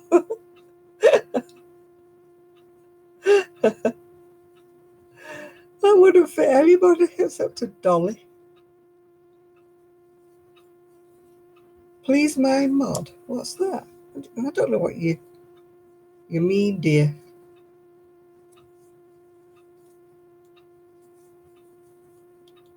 Right, I'm going to have to carry on going. I probably have to do about 100 rows. My pet corn snake, Dexter. Well, I'm glad Dexter's over there and not over here. I don't mind if he's in a cage or in a tank.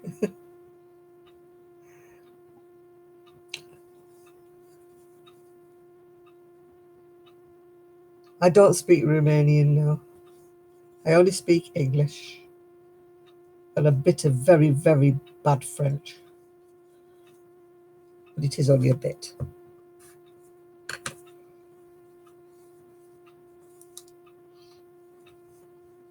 I'm English and I'm afraid to say we are very lazy when it comes to learning other people's languages. I get terribly embarrassed when you see children about 10 years old who speak about 5 languages. It took me all my time to learn a bit of French for me O level. Yeah, it's pretty, isn't it? Sue made that one.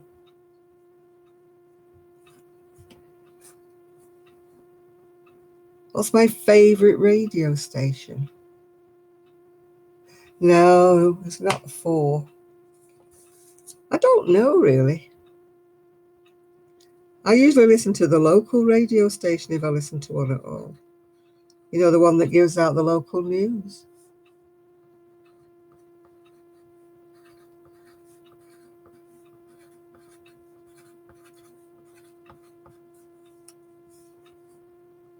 Yeah, we're really bad, aren't we? We English people. We just, oh, that's not nice, is it?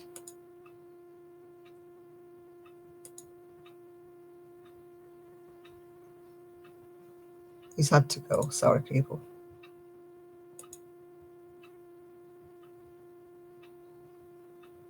Claudia was being rude. He's had to go. Sorry.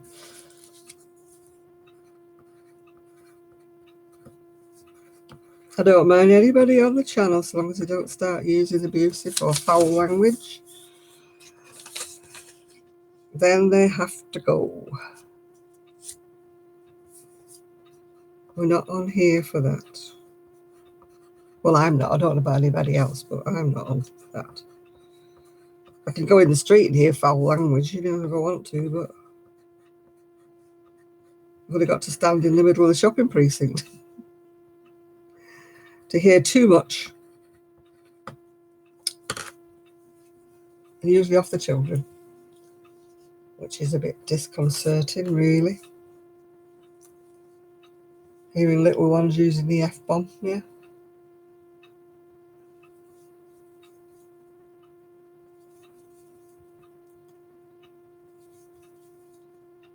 I'm sure I'm not using the right stitch. It did say single crochet though. My tension's not usually that tight. But 56 rows would not go anywhere near.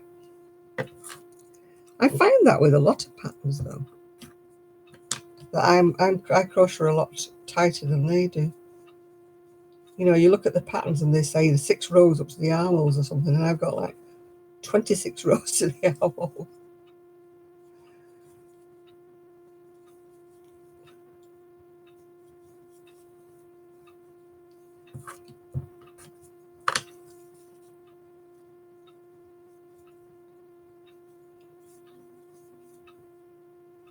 Well, it's all gone very quiet on here. I would sing, but then I wouldn't have anybody left on the channel, because you'd all have left by then.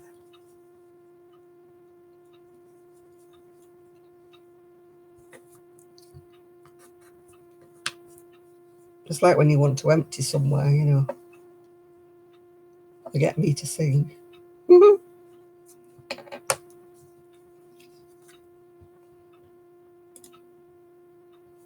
Oh.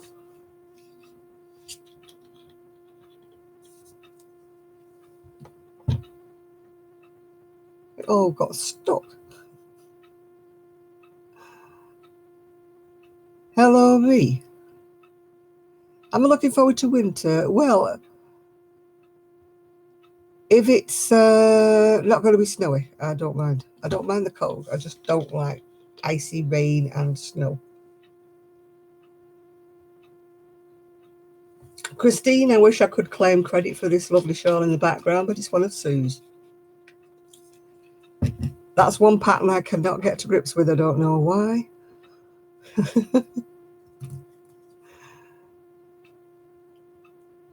Yes, I'm still reading my crochet mystery stories. I'm about halfway through them now.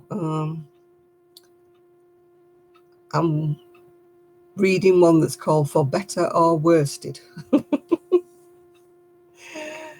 It's about a wedding where the groom gets murdered. Yes, it's Lucozade, but it's Lucozade Orange.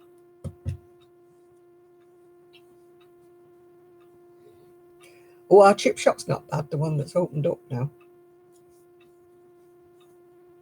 Who writes them? Betty Hirschner, I think she's called.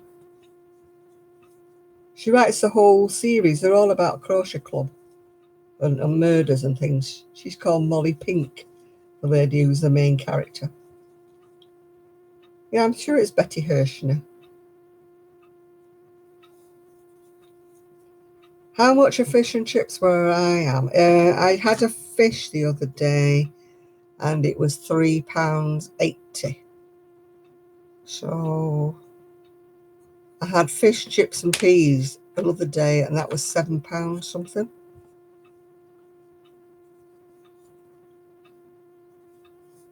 Well, this isn't a particularly cheap chip shop, I must admit. We have got cheaper ones. But this is the one that's nearest to my house that I can get to on my scooter.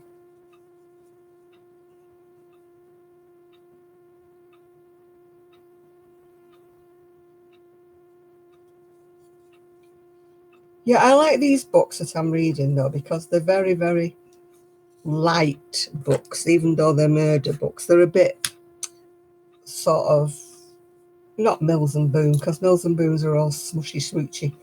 Boy meets girl and they meet happy ever after. It's not like that really. It's just that they're very, very easy reading, you know, they're not in-depth reading at all.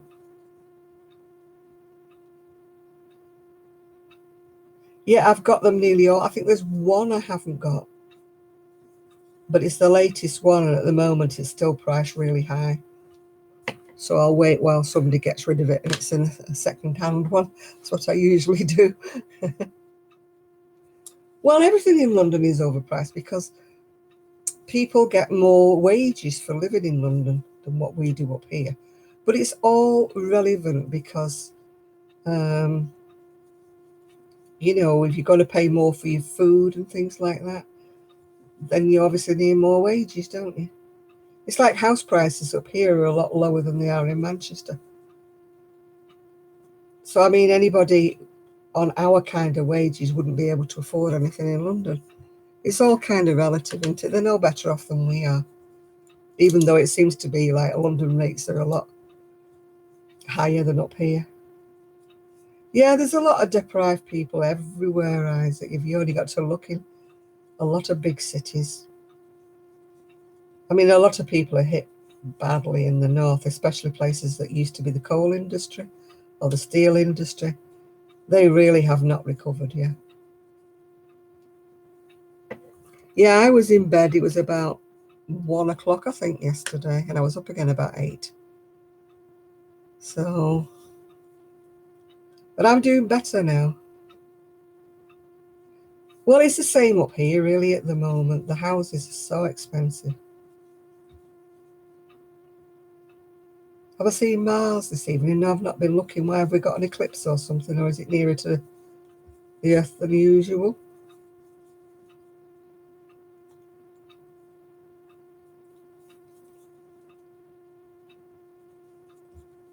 Is it an eclipse or a new moon or something?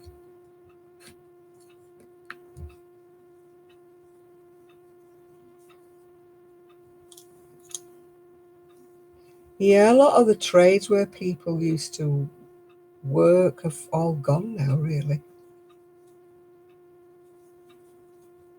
You know, things that we thought were staple goods now don't get used for furniture and things.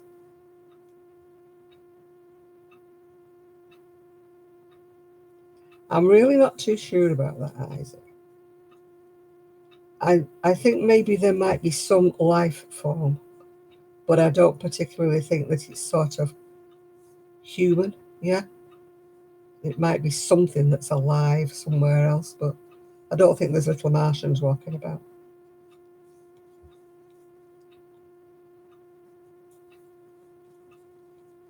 So I'm not ruling out plant form or some form of animal life.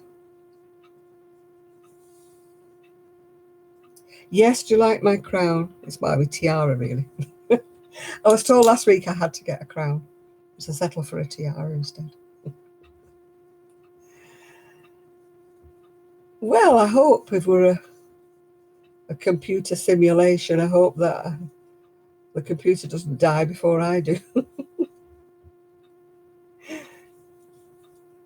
I would like it to be still around.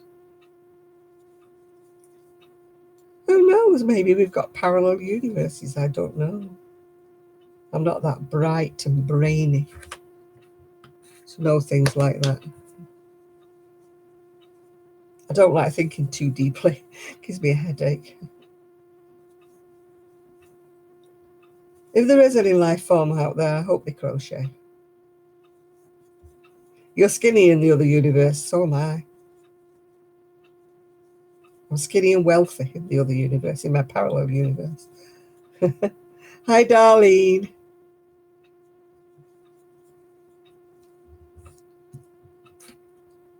We always want to be something that we're not, don't we? I wonder if anybody can say that they're really, truly happy with their lot, that they wouldn't change anything about themselves or their situation, that they are completely, completely happy. I mean, I'm fairly happy. I don't have a lot of anything, but I think my expectations are probably lower than most people. Yeah, most people want to change something if it's a different house or, a different job, a different whatever. You'd change a lot, would you? When I was younger, I would have changed a lot. Or do you want Tom Hardy there, do you? Right, okay.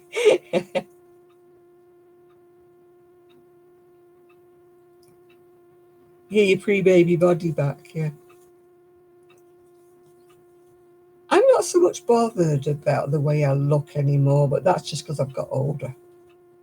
When I was in my 40s and 50s, I used to go through agonies over the way I looked and the way I was not slim and. But now, you just get older, you get more self-confidence or whatever it is, or whether you just don't give a damn. I don't know quite what it is, but it suddenly doesn't seem that important anymore. The only reason I know what I weigh is because I get weighed when I go to see the diabetic nurse.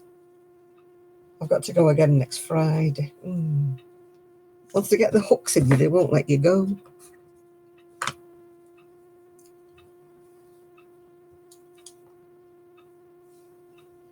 Yeah, we'll see you later. Night, Zoe.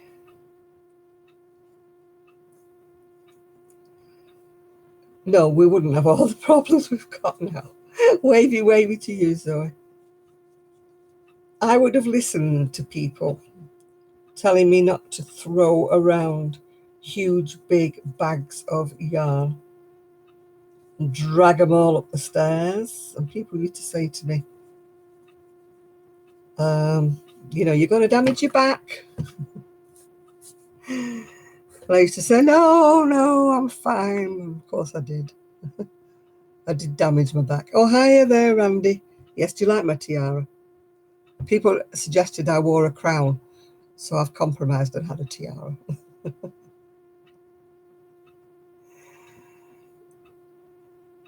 Yeah. If I was stranded on a desert island, the one thing I couldn't live without.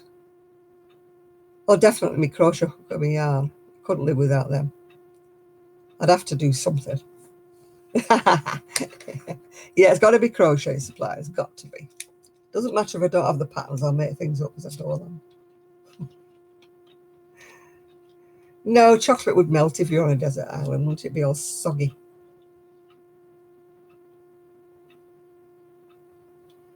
Even though I do like chocolate, I don't like soft, soggy chocolate. What am I working on? Well, I'm working on a sweater. And ages back here, somewhere about there, it said that was supposed to be my waist. They're just all presuming that I do have a waist. So I'm just happily ploughing along until I actually get to something that looks vaguely like my waist. Because as sure as heck, 58 rows did not look like my waist. It looked like half of my waist. It just said you may need to alter it. You may need to put more rows. They knew I was making it, obviously. But it's a good job it's me, because then I'll have to divide it in the middle, because it's got like a bit of a V-neck and some lacy bits. Oh, hi from Russia.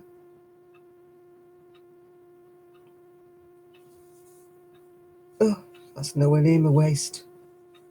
I'll do 80 rows and see where I am after that. 80 rows instead of 58. I'm a fat knacker. I can remember having a waist. And I did still have a waist after I'd had my son. It was after that I'd lost my waist.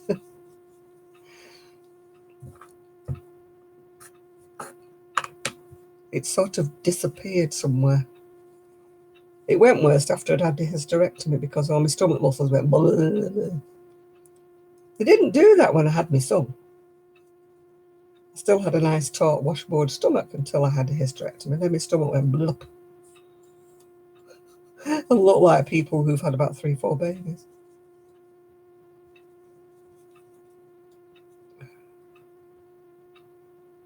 Oh, got a pair of sunglasses off Randy. Or is it Rwandy? I don't know how you pronounce that.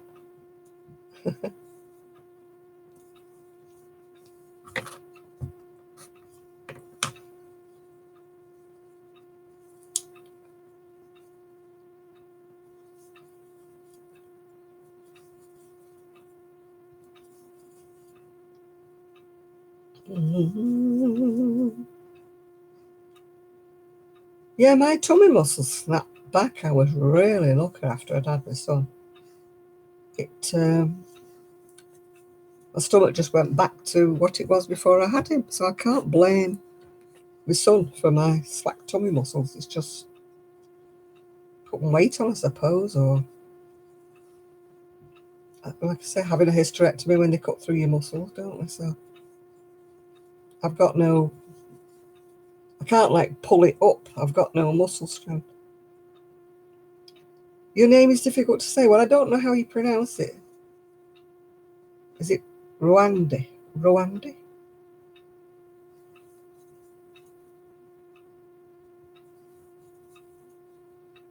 Oh gosh, I am so far behind with Randy, Ruth, and everybody. Even Zoe, I'm way behind with Zoe. And I'm about 3 behind with that crafty corner she called Hannah. I'm way behind with her. And I'm behind with that other lady, what's she called? Crochet Cakes. I'm behind with her. Need to spend a whole day. I didn't even try, Randy. I knew I would never do it. That Vader thing. You know, once a month is... No, I'm managing to do once a week, I think, but that's about it. I just can't seem to motivate myself. Because I've got 3 magazines to show. It's not like I've got nothing to show. And the baby cardigan, when I saw the buttons on it, the hooded one. And I've got one more sleeve to do on another baby cardigan. Well, I've been on a nice sort of chocolate binge for a while, but I've just suddenly gone off it now.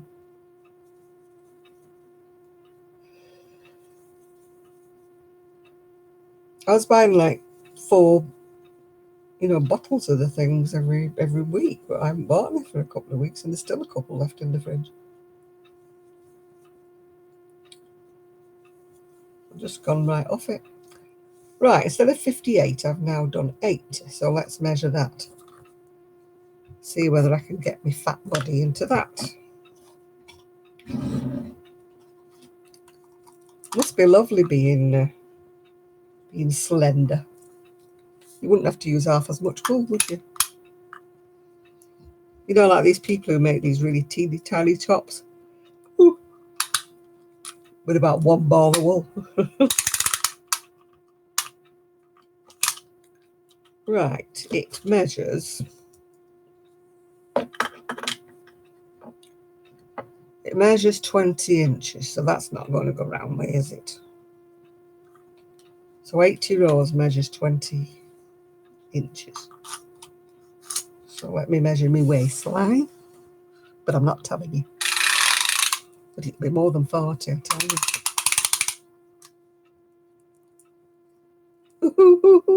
A lot more than 40.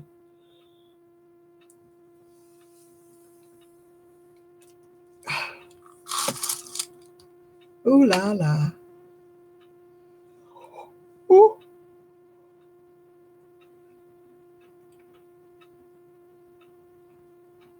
You eat what, Jenny? Iced coffee?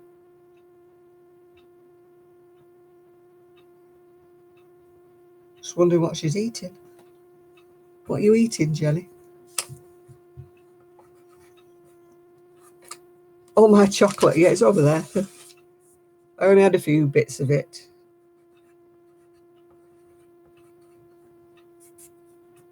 Yeah, I like Magnums now and again. Don't like them all the time, but just now and again. I've never got the taste for that frozen yogurt. I like ice cream.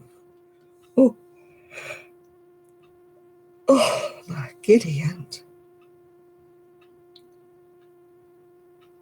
Right, I'll do 9 to-goes and see where that gets me.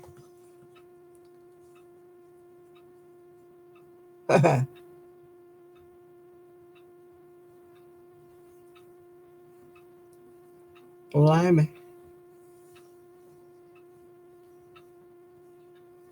Well, I took one of my maternity dresses. You yawned your eyes at it, right? Sorry about that. I took a maternity dress to come home in after I had my son because my friends had had babies before me and they kept saying, don't take anything tight because you won't be able to get into it. And my stomach just went down like a deflated balloon. I had no stomach left. It was just the other way. It sort of went concave, like there was a void. But I hadn't put any weight on except for baby weight. That's all I put on. I was very good back in the day.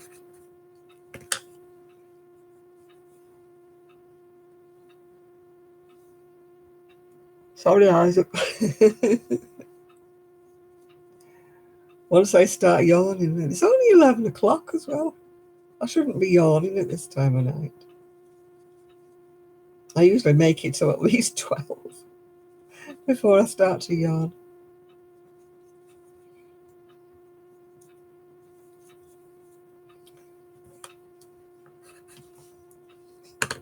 You all right, Popsy? You all right, darling? What do you want, love? What do you want? Oh, hello, Gigi.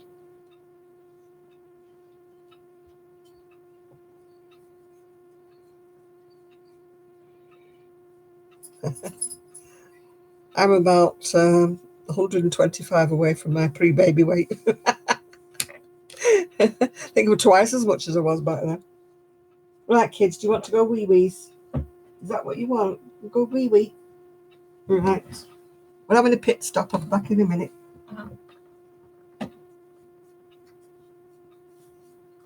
Yeah, okay, all right, darling, all right. I'm coming. Are you desperate?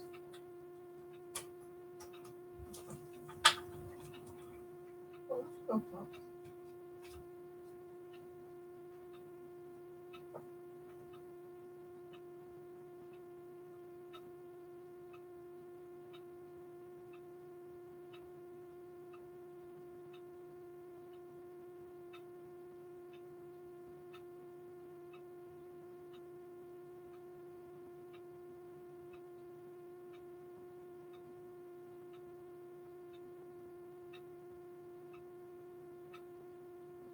What did you do? What did you do? Oh, Popsy. Come on in, darling.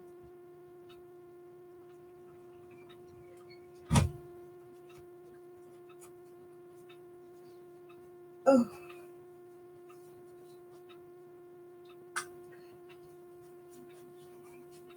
I had 2 dogs flying out the door into the rain. They must both have been desperate with their little legs crossed. Yeah, Patricia, it sounds a bit like that, only I didn't have the second baby.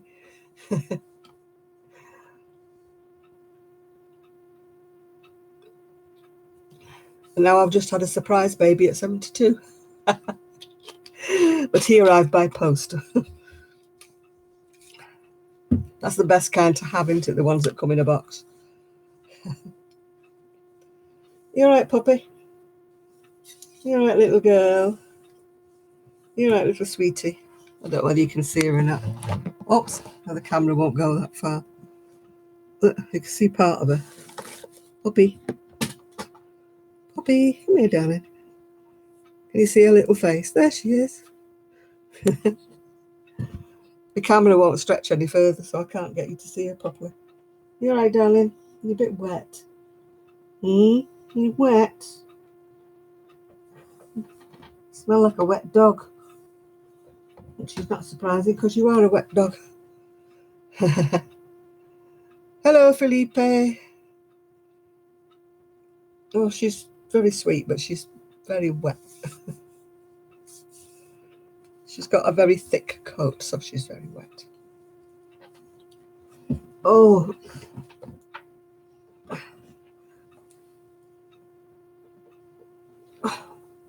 She's got a lethal tail. It just knocks everything off everywhere. What am I doing? I was retrieving the remote control for the TV because she knocked it off with her tail. Yes, I'm still doing my red heart. Still haven't done the waistband yet. I love most animals. There's a few that I'm not struck with, but you know, there's a few that I'd rather look at through glass, if you know what I mean. How old am I? Well, think about your grandma. I'm probably about as old as that.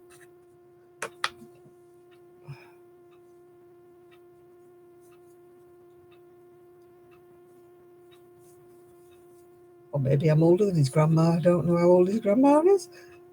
Oh, this thing keeps going on. Yeah, I love dogs. I really do love dogs. But as I say, it isn't fair for me to have one when I can't look after it and walk it and do what it's supposed to, you know, do properly with a dog. Oh, you're off to bed now, Jenny, are you?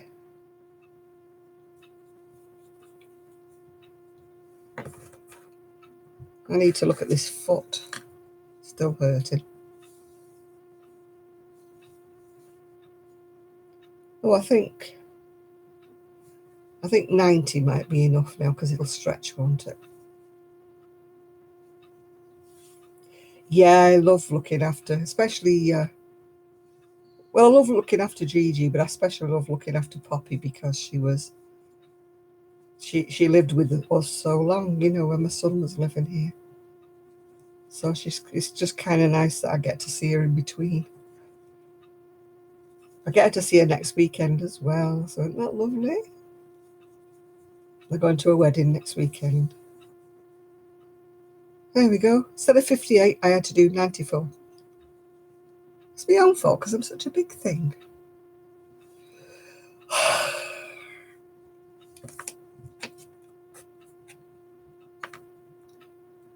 You're from Algeria, right? You still don't ask a lady her age, no matter where you're from, Mohammed. It's rude to ask a lady her age. Right, I've got to put 90 in here now.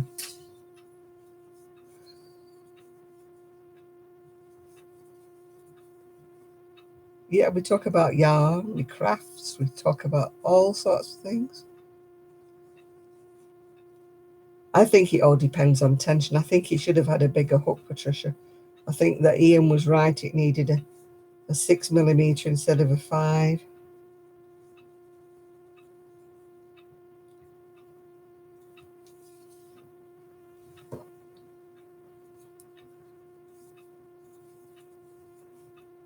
I hate doing ribbons. Well, this one wasn't so bad because I didn't have to go in the front and back loops and stuff. So, but I don't know how it's going to hold up as far as stretchability is concerned, because the front and the back loops hold up better, don't they?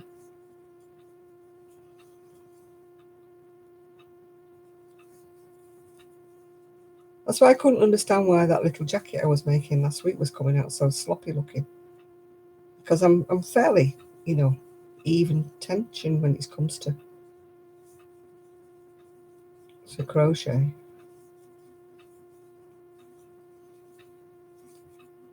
I used to be a very slack crocheter, but for some reason or another I've tightened up. But you wouldn't have thought so if you'd have seen that what I was crocheting last week. It was just looking really sloppy. And I don't like things that are too open. Unless they're designed to be open at work, of course. as some patterns are, like open work tops and things. I have had some red heart from Wool Warehouse, yeah, but I've had the stripes. Oh, I'm glad you like my Etsy.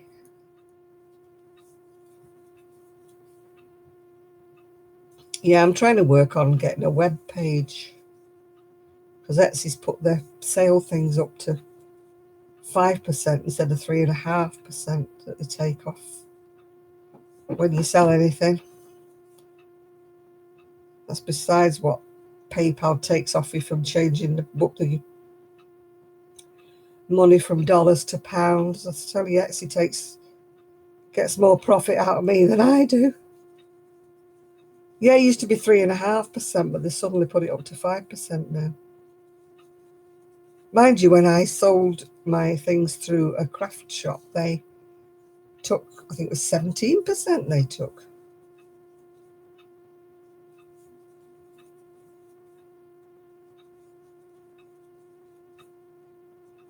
That.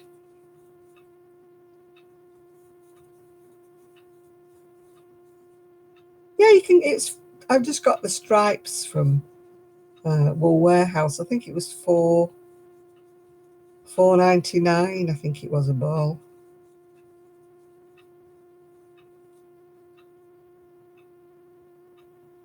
Yeah, they just seem to hit you with everything. I mean, I just got a bill from Etsy the other day for £16, and I'm thinking, I know I sold a couple of things, but £16, come on, that's a bit much.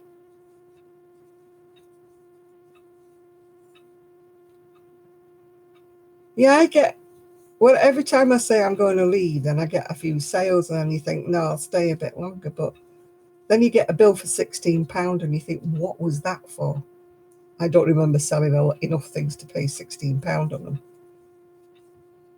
I mean, for 5%, if £16 like 5%, I would have had to sell, I don't know how much. I'm not very good with maths, as you can probably tell. So it was a bit ridiculous, really.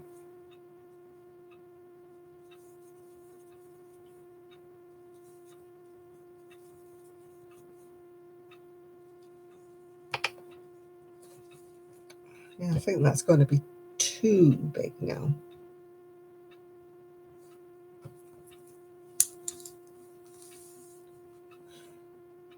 I don't know, though. Why do I keep thinking I'm a lot slimmer than I am? Wishful thinking.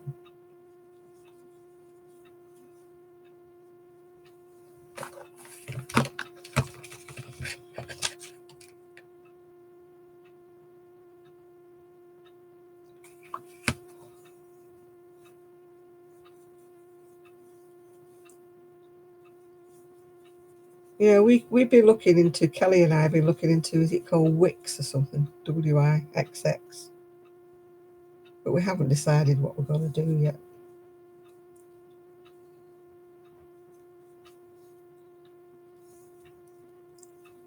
Can I take my crown off yet? It's giving me a headache. Oh, yeah, I'm sure you did, Kevin. Tell you what, if you'd have sold anything that you'd have made, you wouldn't have got enough to put in your pipe to smoke it.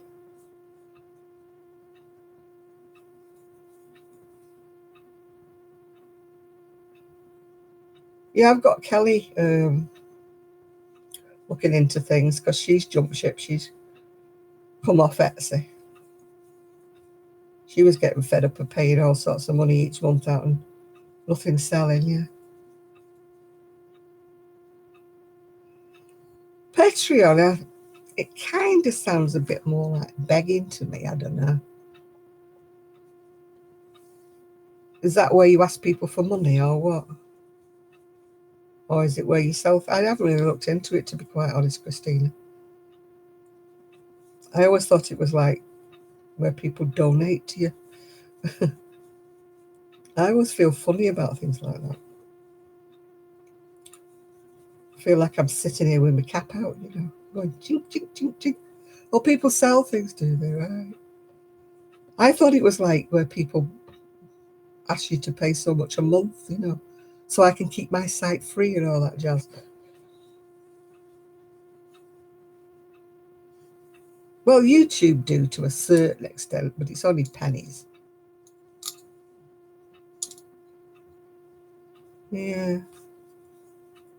Do you find it works, Randy?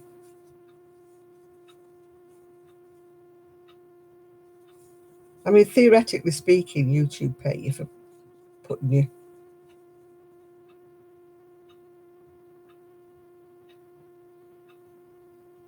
But I don't know. Yeah. I mean, my audience looks well on paper, but it's very sporadic. You know, not everybody watches, obviously. I've got a lot of people who subscribe to me, but doesn't mean to say they're watching. You know, they've got to watch and stay watching for you to get any money at all, which a lot of people don't. When you look at your audience retention, you know, and you find they stayed about 5 minutes, you know, you're thinking, well, that wouldn't earn anything.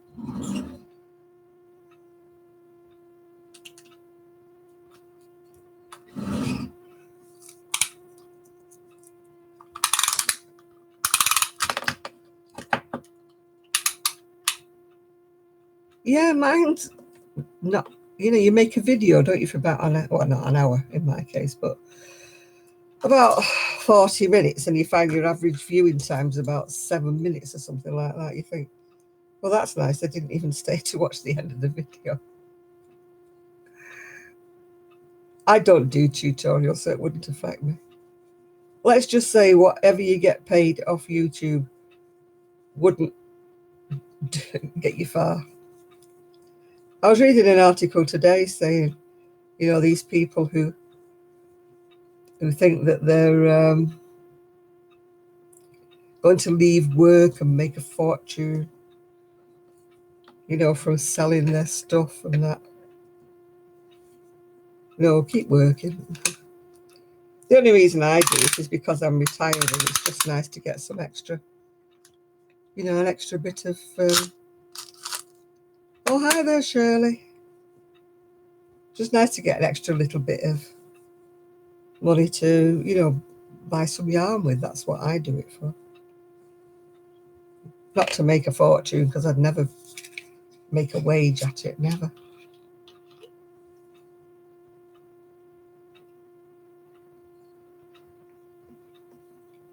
It's the opposite way around with me, Patricia. I'd like to see more of the world, but I know that I won't unless I win the lottery as well.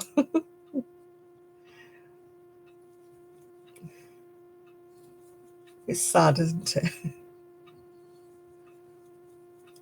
They say money can't buy you happiness, but it can buy a little bit of happiness, can't it? Like you say, being able to just walk into the travel agents and said, you know, I want to go to India this week. Who taught me to crochet? I did. I taught myself to crochet with a book. And many attempts throwing the book and throwing the hook across the room before the penny dropped. Yeah.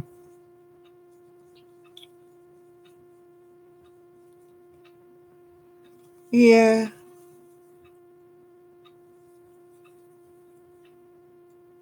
I mean, it helps having an Etsy page for selling your stuff. It raises your profile, but what good is raising your profile if they take all your profit off you?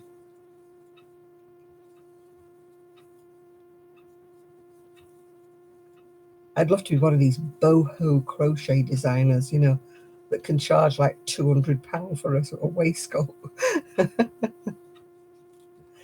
Yeah, it can't buy you happiness, but in my case, it would buy me a fold-up scooter that I could go on the tram with. And a private physiotherapist. So little things like that money could buy. Or even a bit of acupuncture or something like that, you know, small things like that. As I say, it doesn't buy you happiness. It's not guaranteed, is it? But it would make me a lot happier if I could get on the tram and go buzzing off to Bury. I mean, I've got a free bus pass, but I can't use it because I can't get up there. So it would be nice.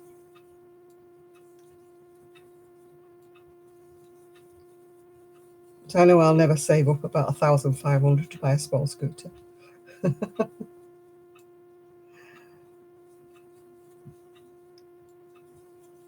So I just have to put up with it. But they say put up or shut up. There's a lot of things you'd like in life. As I say, everybody's like that. Oh, hi, Mimi. We'd all like that little bit of something. But I guess we weren't born for it and we weren't destined for it. So we'll just have to keep soldiering on.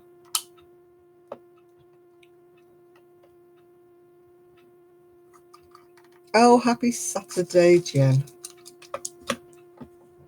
I'm sitting on the end of my chair and it's digging into my legs. Sure you all wanted to know that, didn't you? I've got a bad habit of sitting on the edge of the chair.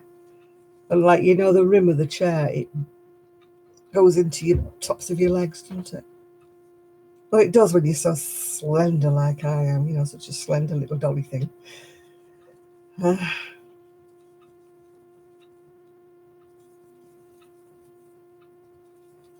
Tra-la-la-la. I bet this yarn won't finish it now because I've had to make it bigger. Oh dear. You don't think about that. You look at the pattern, see how many yards it takes, go upstairs, get the wool and think, oh yeah, that's got enough yards on it. Come downstairs and find that the size that's supposed to be for you wouldn't fit a doll. So,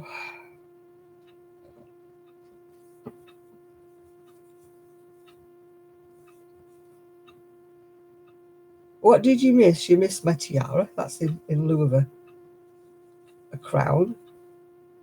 You missed my baby reborn doll, Jamie, which I got gifted today. That's what you missed. You missed me trying to make a pattern that was obviously several sizes too small for me and having to make it bigger. Now I think it's going to be too big.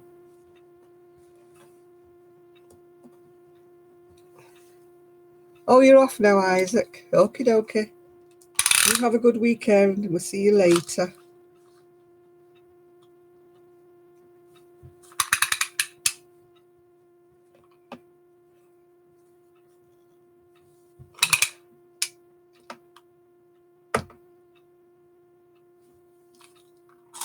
It looks enormous, but I hate to say this. I'm sure it fits me. It does. It feels like I'm crocheting around a hay bale. I'm going to have to start losing some weight. It's cheaper on the yarn, isn't it? The slimmer you are, the less yarn you use. So for economic reasons, I should lose some weight.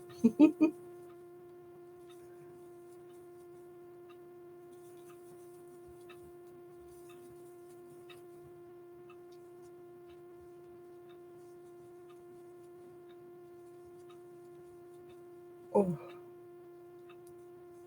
my foot is still stinging. Even though the sting came out of it, it's still stinging in it.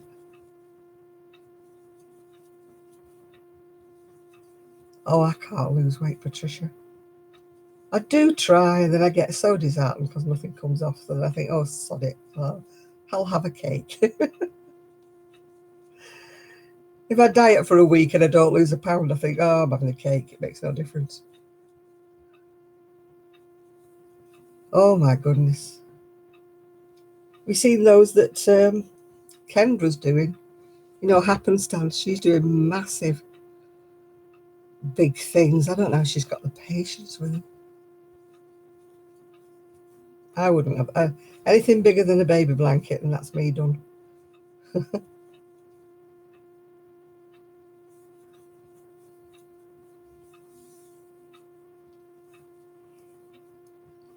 It still looks too big.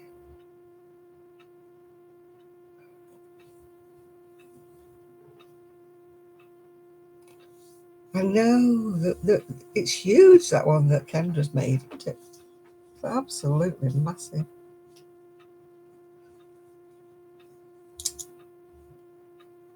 Oh, Zoe's made a couple, hasn't she, of big queen size blankets. But they've taken her, she does other things in between.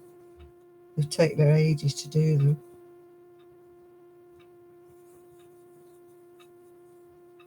I haven't actually, no, I've got ice in the freezer. Oh, I don't like making Afghans, they never end.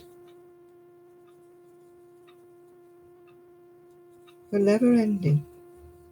Pram blankets is as much as, or cot blankets I should say, is as much as I ever do.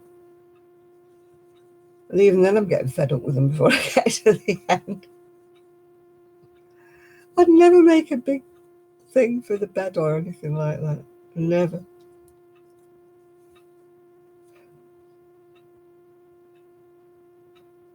Yeah, yeah, they do sell hot dogs, yeah, with hot dog buns.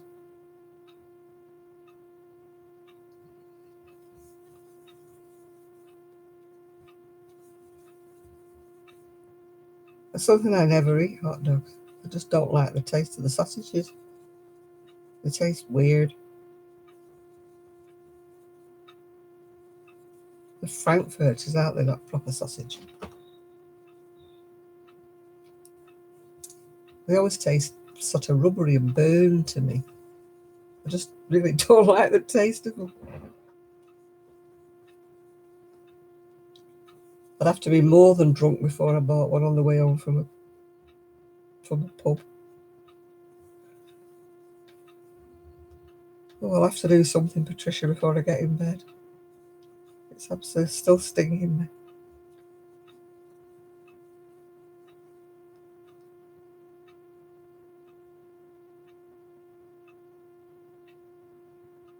Yeah. I mean, what are those like? You buy them in a jar. They look revolting.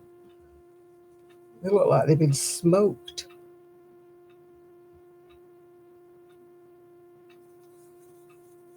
I just don't like the smell of them. Ugh.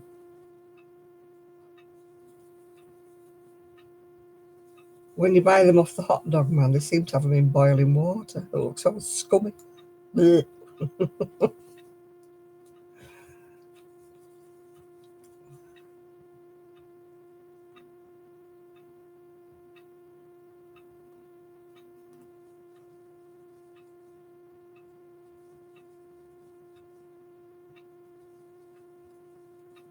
Oh, I just don't like the taste of them.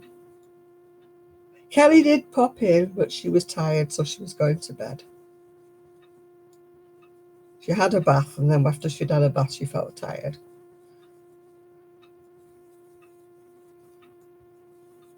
I think we've lost. Oh, we've got 40 people, it says here. I just want to say I thought we'd lost a lot of people. Be careful with those circular waistcoats, because if you get the circle bit in the wrong place, it looks like you've got a really big baggy bum. Try to pick a pattern that's got the circle more in between the shoulder blades.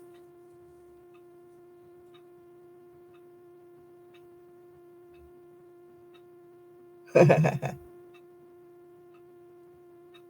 mean a sausage roll?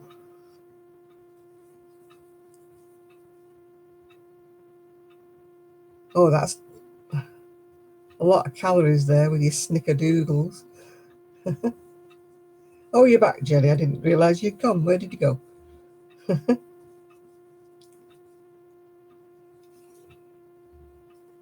Oh, steak and corn on the cob. I had Chinese for my tea, and there's enough for tomorrow because I divided it in half. Oh, you had to go adult for a bit. That sounds nice.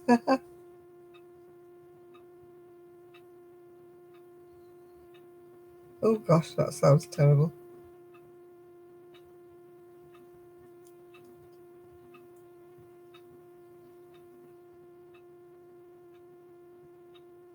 You've walked 6 miles and climbed 13 floors. No, no.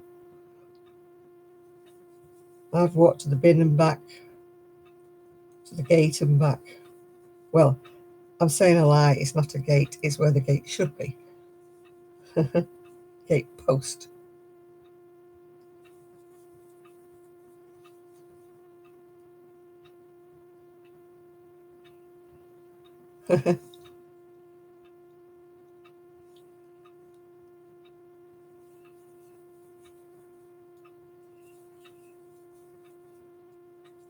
My back gives up after about 5 steps.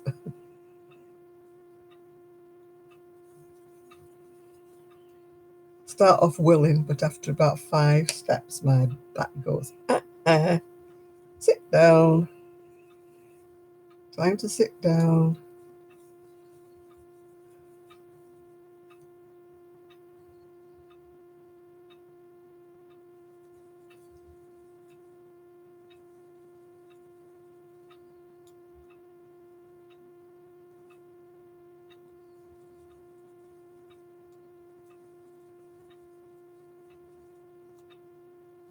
One-hour eating window, and you're off.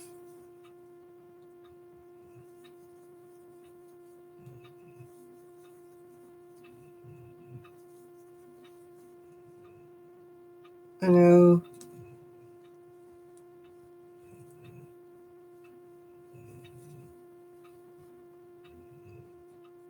I couldn't do that. Couldn't fast. I'm not allowed to anyway because being diabetic, I've got to eat regular intervals. I'm working on a sweater, but it was coming out too small, so I'm having to improvise. And now I've got a feeling it's going to be too big. So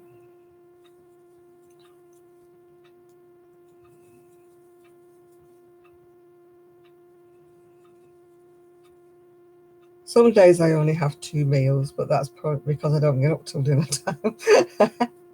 It's when I have one of those nights where I don't sleep, and then when I do sleep, I can't wake up.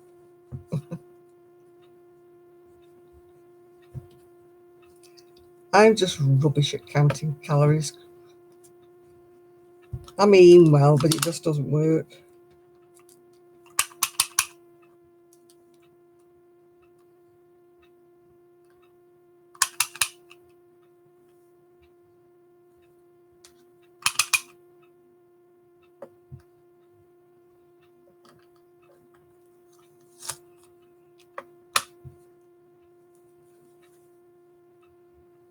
I do think that is too big. Then do I?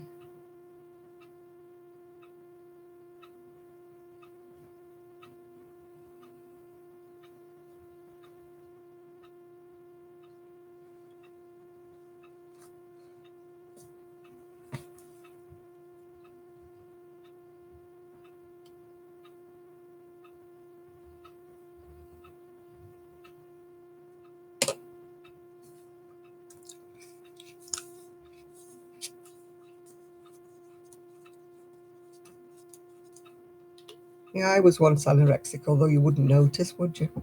It was a long time ago. So that's why I'm a bit bad at doing dieting, because I just don't want to go there again. I'm not wearing a shawl, actually. I'm wearing a shrug. It's one of the million free shrug patterns that's around on Ravelry. I can't remember which one.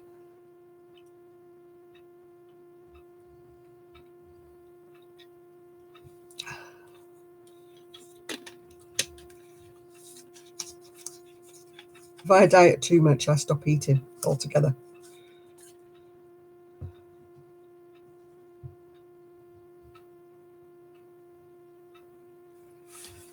I think that's a bit too big. I think that's going to have to come back. I can't do that keto.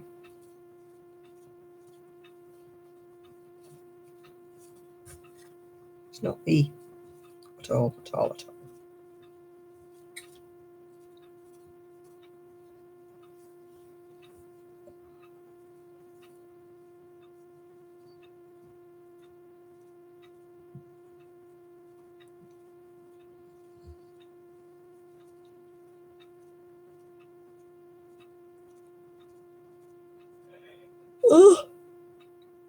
excuse me. I couldn't put my hand over now because I was undoing what I've been crocheting because I think it's too big.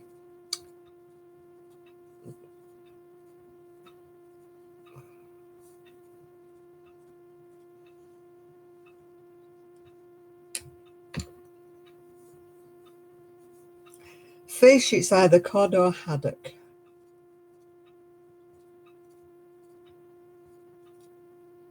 I don't know whether keto's for diabetes, but either way, I'm not. Oh, come in. Next door's knocking something over. No, keto is not for me. Anything that's too restrictive, I can't do it. It's because I have no willpower and I am a rebel. Oh, the Atkins diet made me so poorly. I was so ill, and my breath, God, it was worse than a monkey's. It was horrible.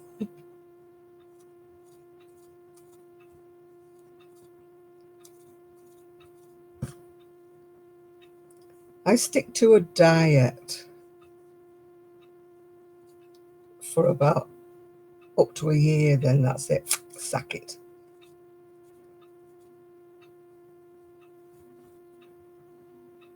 Right, let's go back a bit.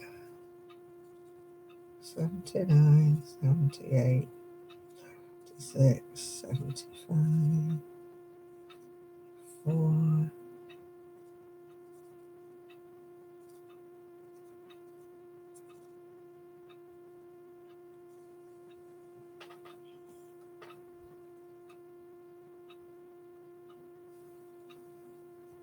Yes, I'm wearing my crown. Thank you, Daphne.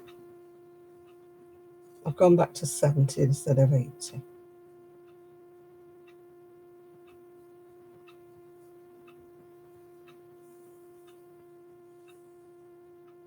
Oh, I can't be doing with watching. I can't eat that because it's got so many calories in it, and I can't be doing that. I sort of vaguely know what I should be eating and go and do the opposite. Because I'm a rebel.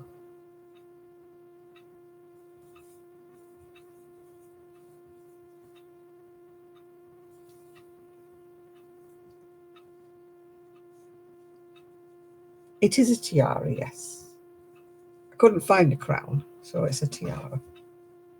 Somebody said I had to wear a crown this week, but the only ones I could find were those silly paper ones you get in a cracker. Or an inflatable one, which I didn't really fancy wearing an inflatable one on my head.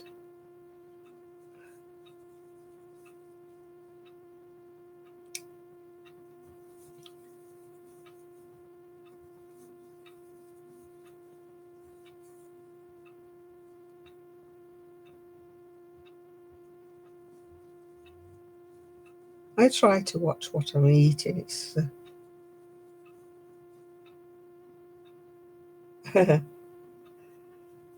It isn't so much that I eat piles of stuff, I just eat the wrong things and I openly hold my hand up.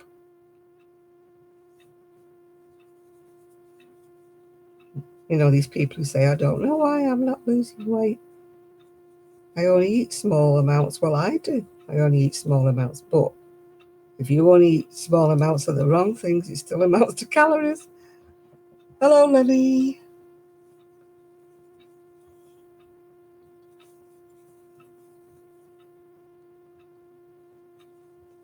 Like today, I ordered a Chinese meal and I've only eaten a half of it. I'm putting the other half in the fridge to eat tomorrow. And I'm quite happy with that. I just had enough with the half of a meal. Oh, I've never worn a tiara. Well, I've only had one wedding, but I had what they call a Juliet cap. It was like a cap made out of all flowers.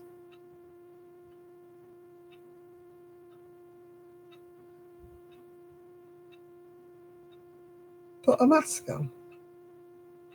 Oh, that ugly.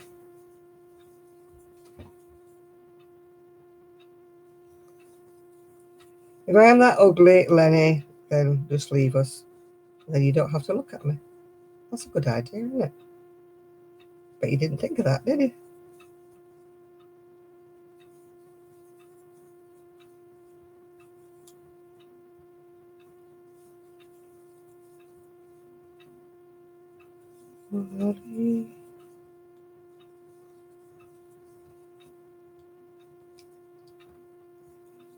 It's funny they can say things like that. We can't see them. They could be 10 times worse than we are. What time is it? It's 11:45, 11:45, whatever.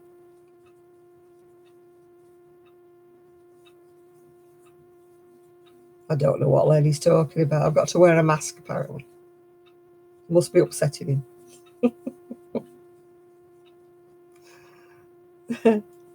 It's too bad.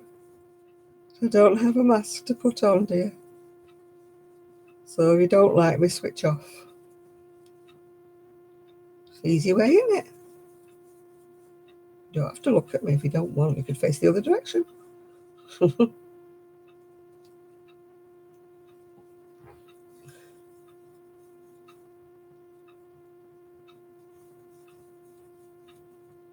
Right, me. One day I will catch up. Will you stop putting too many videos up? Because I can't catch up with you, Mimi. I'm about a month behind now.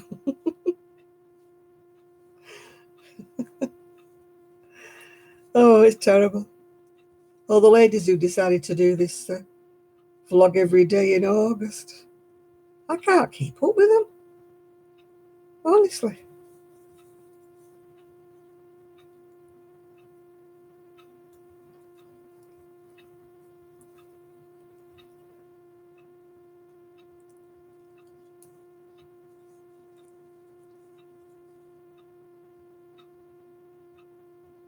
You're dropping off the vloggers.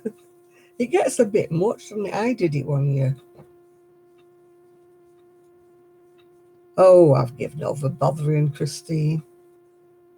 It rolls off my back, whatever they say to. No, I didn't bother trying. I've just not been in the humour for doing any videos at all, really. I don't know why it's been so much of an effort to sit in front of the camera.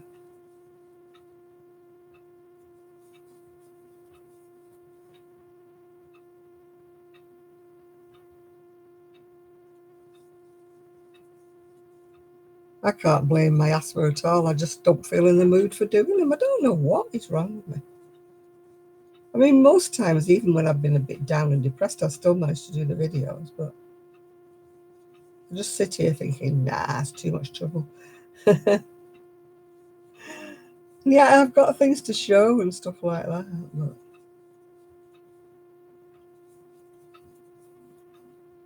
Oh, hi there. I'm wearing my crown tonight, Nicole. Well, it's actually a tiara, but don't tell anybody. Bye, Mimi. Have a nice day.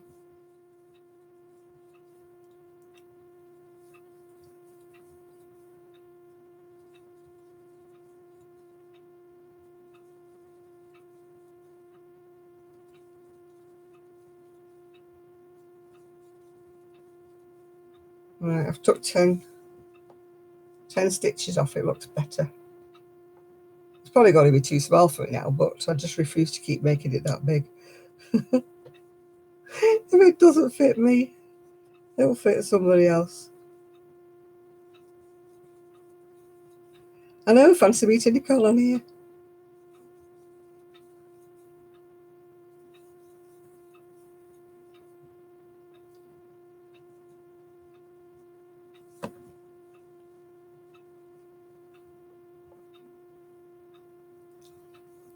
I wish that Sue could come on here, I really do.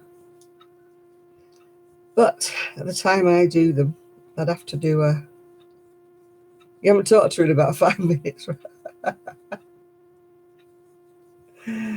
I'll have to change your name to somebody else's, Jenny. I'll have to change your name to the stalker.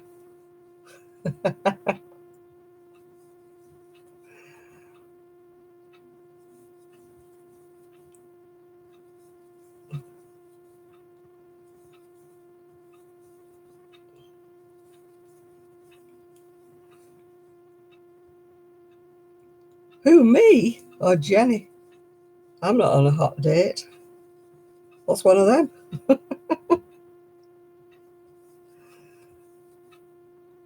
Not had a hot date since about the year 2000, I think.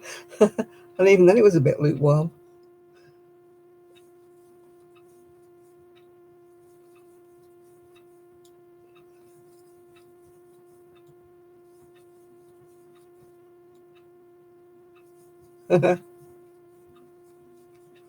I know.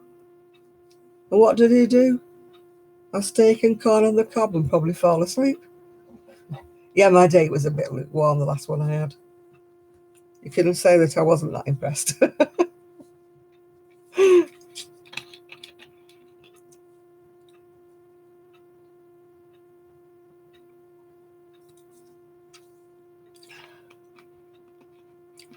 Yeah, Jenny will probably pick up her knitting. Joe will probably start playing a game on the computer. And that's their anniversary treat.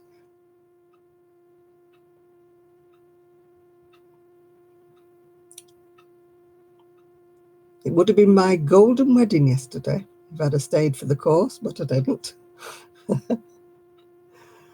Oh, can you imagine me with a golden wedding?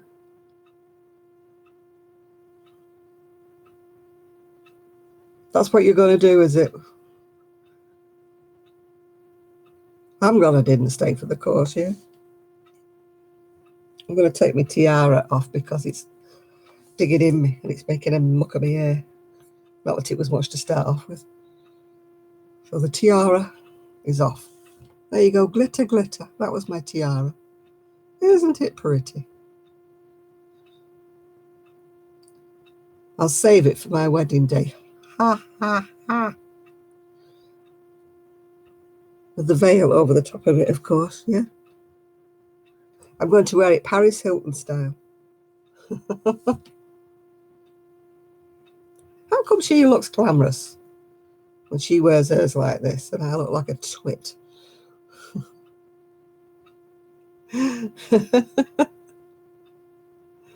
I just don't have the flair, do I, to carry it off?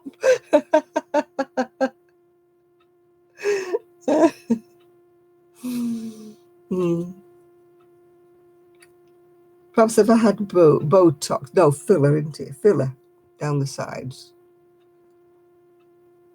And get that blurry, hazy editing, for the videos where, like that woman who does the adverts for face cream when they blur her. She looks like she's being filmed through a veil, doesn't she? I could do one of those. Bit of net over the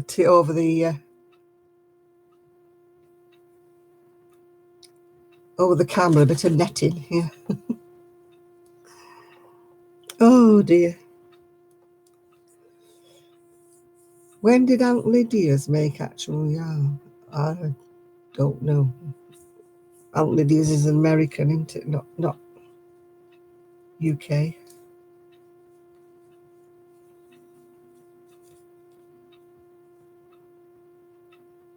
I've heard of it, even over here, but I don't know what it was.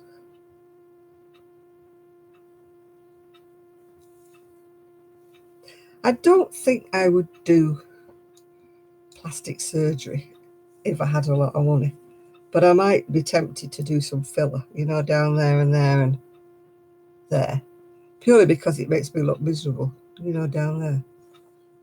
But I couldn't go through with a whole facelift where they lift your face up, and break your nose and do all that sort of stuff. No. Can't be coping with that. I've had my nose broken 4 times, all in all. And having padding and packing put up your nose, it's not amusing, so there is no way that I would do it for cosmetic reasons.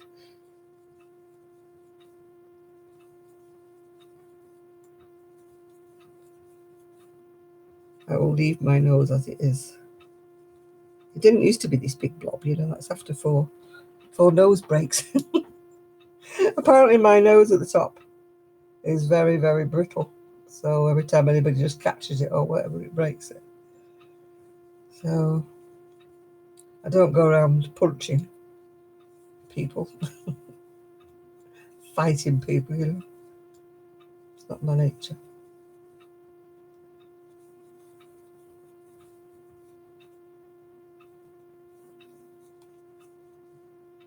I've only ever been in one real fight in my life, and that was with a guy.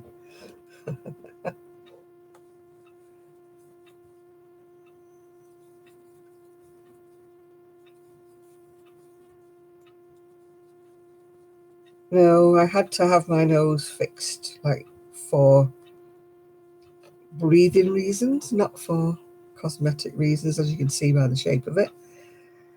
I didn't have it fixed to make it look better. I just had it fixed so I could actually breathe. Because the top just keeps collapsing and I can only breathe on one side.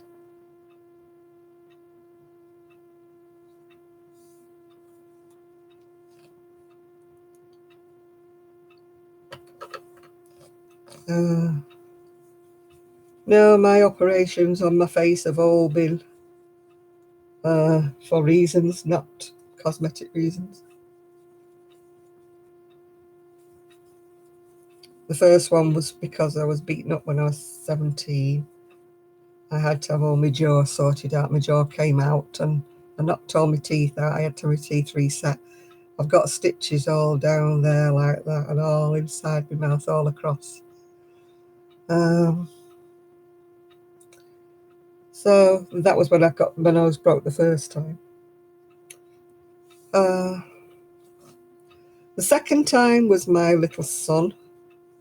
I was playing silly with him and I forgot he had his big shoes on. And he was giggling. Yes, I was attacked, yeah. My son was giggling, and you know what babies are like when they're giggling, they kick the feet out, don't they? And he just caught me right on the bridge of my nose again with his big shoe. And he broke it again. The third time, what happened the third time?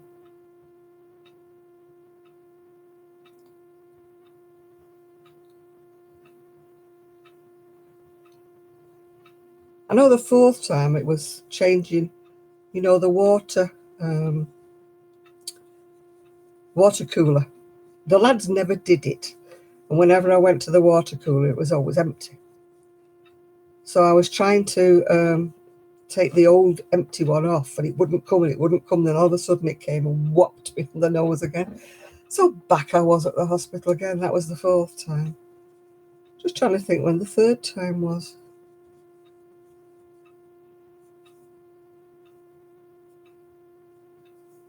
Oh, I know what the third time was. The third time was when I had it fixed because I couldn't breathe. That's right, they had to break it and reset it. So, yes, I've had it broke 4 times. That's why it's this beautiful shape it is now. But would I have it fixed for cosmetic reasons? No. No, I will go to the grave with this shaped nose.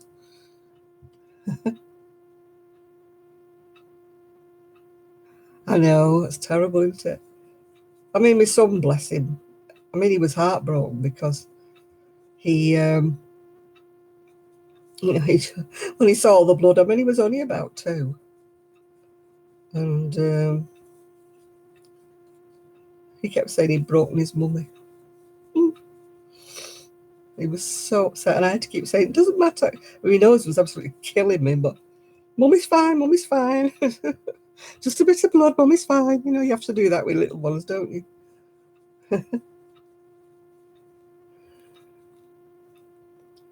Oh, I'll never be pretty. I've decided that.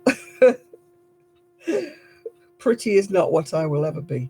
I don't have that kind of face. Now, my niece, on the other hand, she's got a really sweet little face. She is very pretty, yeah. She's got the dainty nose and dainty features. She is really pretty. She was the only newborn baby that I've ever seen that looked just like a doll. She was just so perfect in every way. She was just absolutely gorgeous, my niece. I mean, my second niece wasn't, bless her, but the first niece was just like a dolly. It was my son. He had to grow into his face. But she was like a little porcelain doll. She was so pretty. I came away, you know, and I said to my mum, I said, she is the prettiest little baby I've ever seen. You know, some babies are all screwed up and wrinkled and red, and they've got milk spots and they've got little creases all over them and, you know, bits of red on the faces. She didn't. She was just so perfect. She was like a doll. Oh, thank you, Nicole. That's nice. Yeah, my aunt said to me when I was about 17, you'll never be beautiful, just practice on your personality. That's a nice thing to say to a 17-year-old, isn't it? Us bucklers have never been known for our beauty, she said. She's right.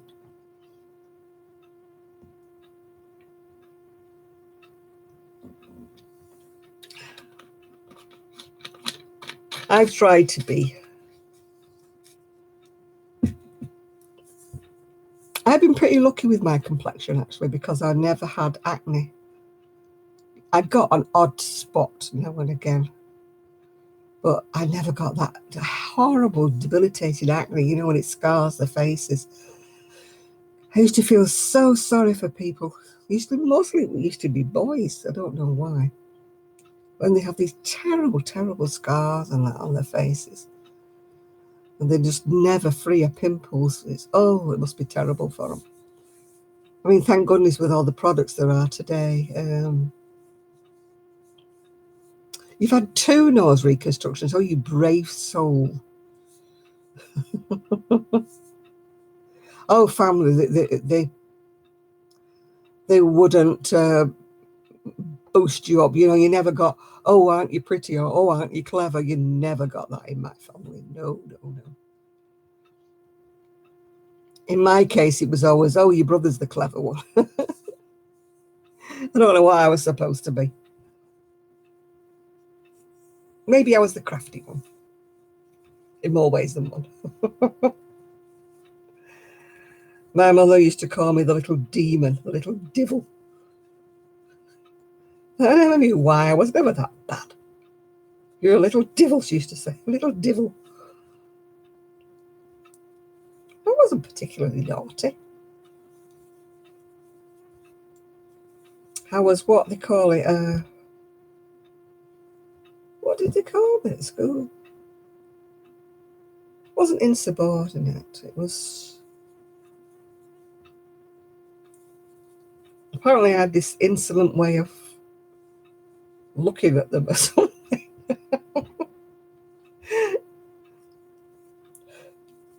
I didn't know I had an insolent way. No, I wouldn't have had any of my nose surgeries by choice. Believe me, I wouldn't.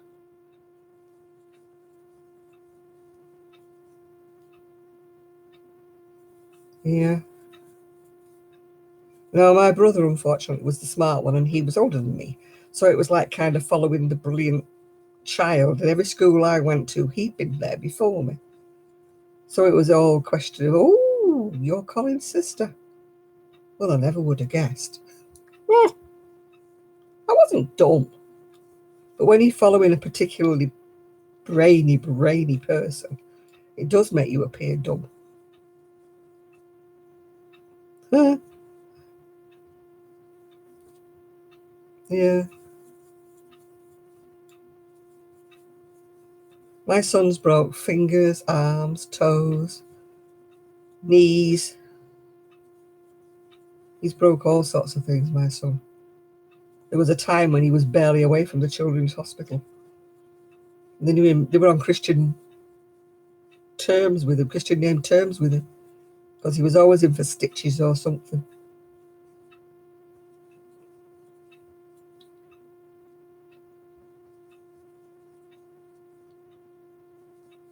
He just was a very daredevil child, a very clumsy child. You know, he would swing off everything and not see the danger. And, you know, going down a high zip wire, he let go halfway down. And he broke his back. I said, "Why did you let go?" He said, "I couldn't hold on any longer." He was about, don't know how many feet in the air. Yeah, that's what happened to me. This is so thin now because it's been broken 4 times. It's broken so many times. That's why I have to be careful when I wear the breathing mask, because if I wear anything that sits like a hard, they keep trying to give me a hard plastic mask and it won't do because I've got no skin, no, padding there on my nose, and it's so thin that even a breathing mask can break my nose again.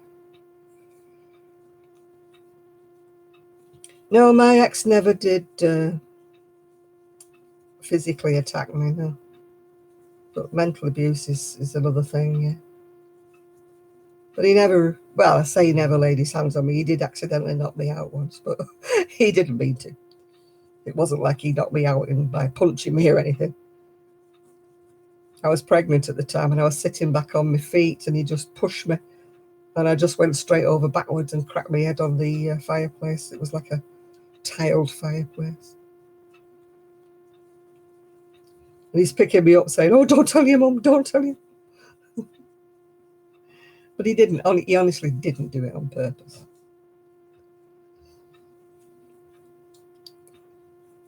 He just knocked me off balance and I went straight over backwards. I always fall backwards. I don't know why.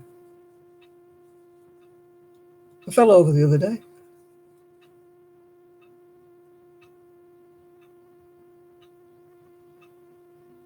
You got a negative airflow. No, I have to have a CPAP machine.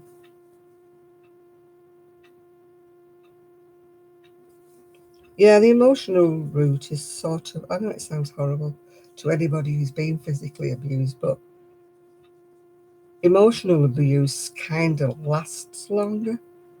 It doesn't come to a head. Physical abuse does kind of go that way, then it ends.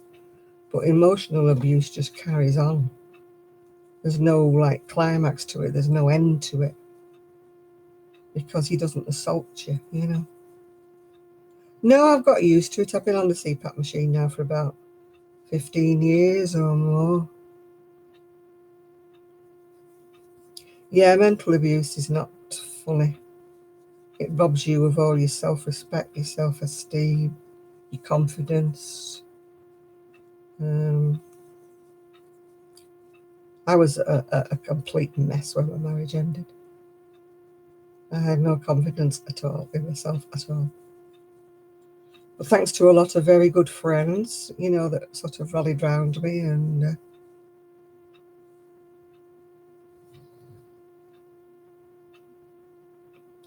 yeah, they do stay with you, the emotional scars. It's just really bad. Oh my God. Oh God, yeah. I used to sit at the top of the road in the car, park up and cry because I didn't know how he would be when I came through the door, whether he would be in a good mood or not. And then when I eventually got steeled myself to come down, turned in the driveway and found he wasn't in, it was like, yes, oh God, he's not in. You know, you can't describe that kind of feeling. It's just awful. And yet the thing is, when I talk to him now, you know, he says he had no idea that that's what I was feeling. He sort of denies all knowledge of it, or said he didn't do that sort of thing, you know. But I was on the other end of it and I know what was going on. But it's water under the bridge. Thank goodness. But that's one reason why I've never got married again. I don't think I would ever trust anybody to be nice all the time, if you know what I mean.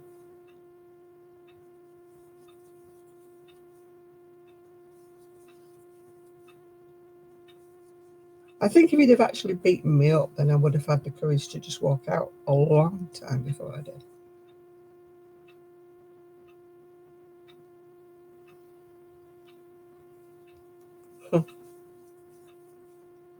I answer mine back now. If he says anything to me, he just gets it back as good as he gets. And he did say to me at one time that if I'd have been like that in our marriage, he would have had more respect for me. I don't know. In other words, if I'd have bitten back at him, you know. I know he can't hurt me. Because I just say things like, oh, you don't live here now, it's nothing to do with you, you know. If you start saying, oh, look at the mess. He rang me up yesterday to say about our golden wedding, and then he was still going on about the house being a mess and everything. And I'm like, no, do you have to do that? Do you have to bring it up? Why can you not just leave it be? He doesn't have to come here. He doesn't have to come and look at my mess. I'm untidy. And because he's not here now, I can be untidy.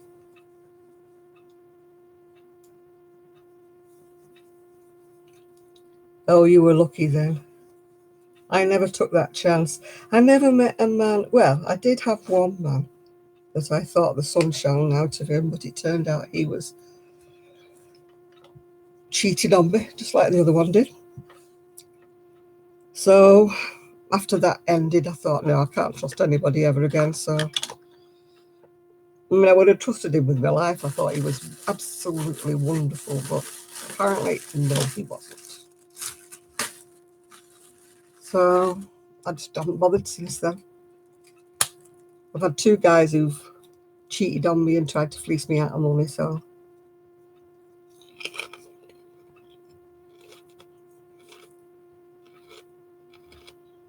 I tell him that now. My hallway is not painted. I've been waiting for my daughter-in-law said she'd do it for me. But she's had problems with her leg since then, so it's not like she's not wanted to do it for me. She had to have a knee operation on both knees. So obviously she is no good on a ladder. So it's just plastered on the stairs and the hallway. Just plaster. But that sort of thing doesn't bother me. It'll get done eventually. It'll get painted eventually. Same my bedroom. She stripped all the wallpaper off my bedroom for me, ready to do it, and then things come in the way and it never got done. So, but I just close the bedroom door, don't let anybody else in it. I can go to sleep and it doesn't worry me because that's all I do in my bedroom is sleep.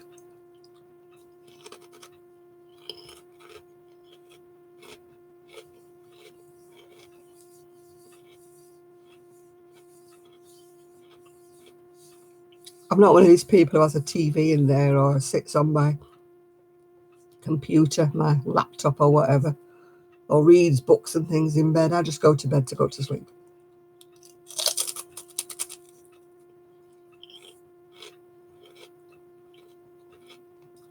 So the fact it's got old curtains up there and no wallpaper on doesn't bother me slightest. But I did put all my laundry away. Because I've not been feeling so good, as you know, for a couple of months. I've had no energy in that. Everything's just got washed and folded up neatly, but not put away in the wardrobe. So I made myself, over 2 days, hang everything up and put everything away.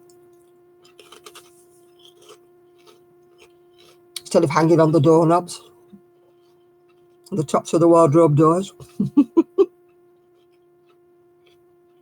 You can actually walk in my bedroom now, which is probably why I stood on the blinding bay. I just went across in the dark to draw the bedroom curtains back because I'd got dressed and everything and stepped on this bee. Ah.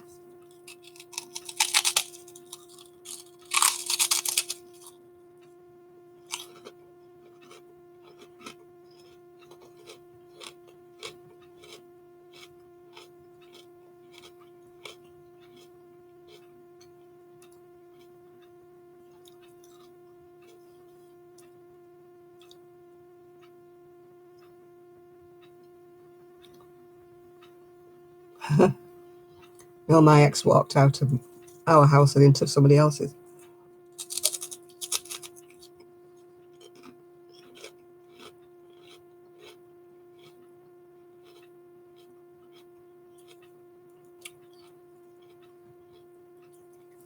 I didn't think I'd ever be alone. But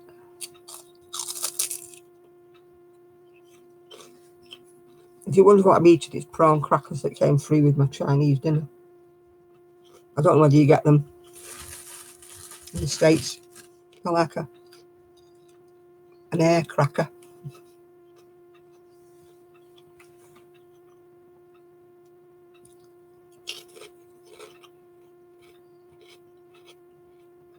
My ex-husband was my age, well, give or take, he's about 9 months older. But he was an old man. He's always been an old soul. So you can imagine me, who's always been a bit of a rebel and a bit of a when I was younger. You could imagine that we just were two separate people in more ways than one.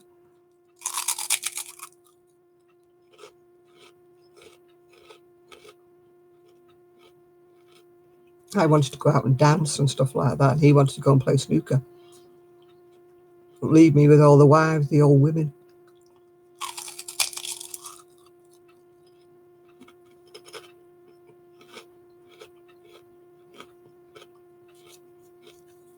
Couldn't understand why I wasn't ecstatic sitting on a table with all these old dear.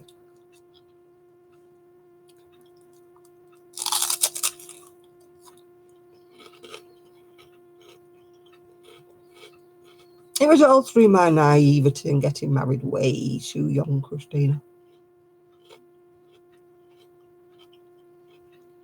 I was 22 when I got married, and I should have never got married. It's just everybody else was getting married, and then I found out I was pregnant, so that was it.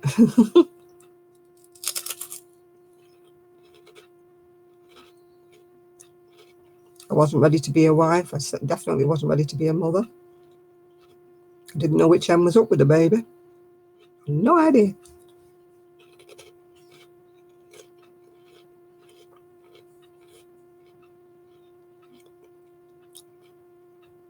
I was driving home from the hospital and I'm thinking, oh my God, I'm on my own with this baby now and I don't know what to do. I was really panicking, thinking, what do I do with this baby?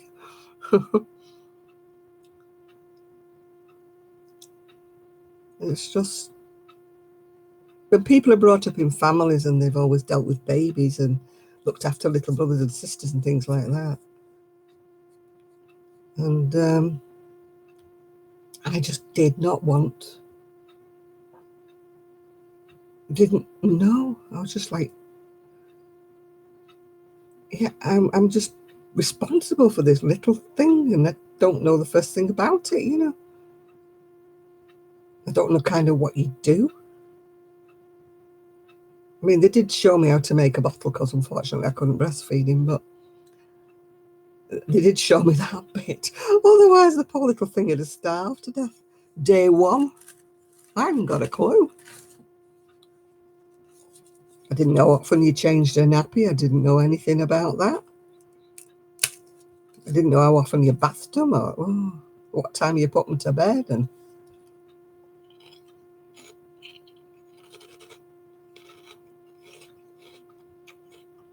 yeah, they don't tell you about little boys. The minute you take the nappy off, they pee right in your eye. They don't tell you that bit, do they?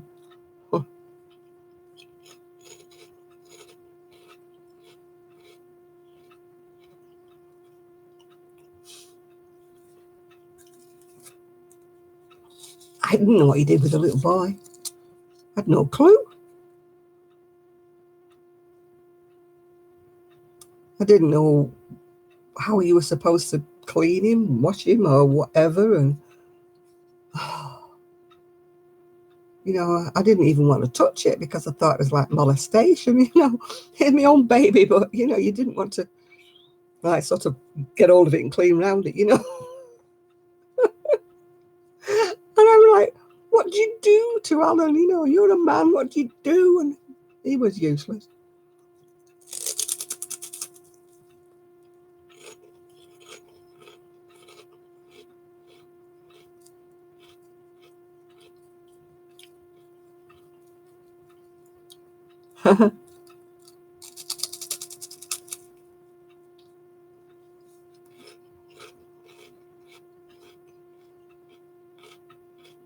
Yeah, little boys, the minute you take the nappy off them, it goes up in the air, doesn't it, like a flipping fountain.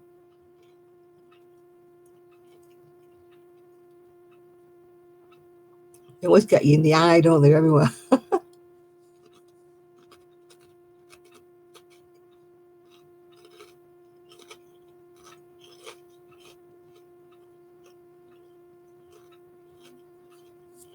Little girls are different. They sort of wee all up the back and then.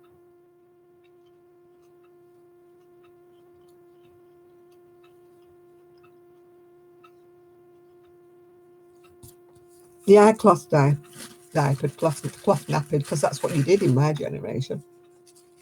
The disposables were absolute rubbish.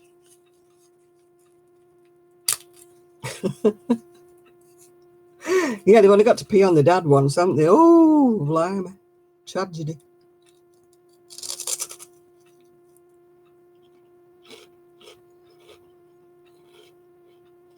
You have to undo the nappy, then throw it back over them quick.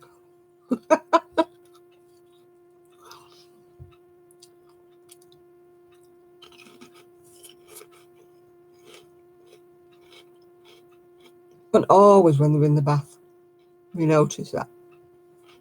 Put them in lovely clean bath water and you're bathing them and all nice and sweet and clean, and then beep, right in the bath water.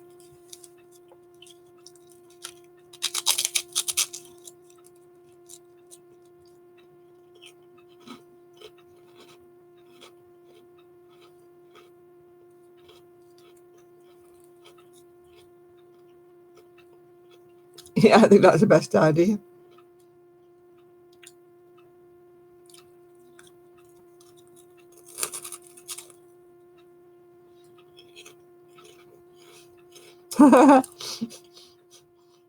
Yeah, I was a bit like that, an answer.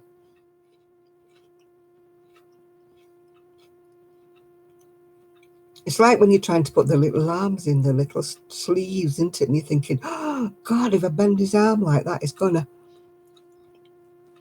break his arm, yeah.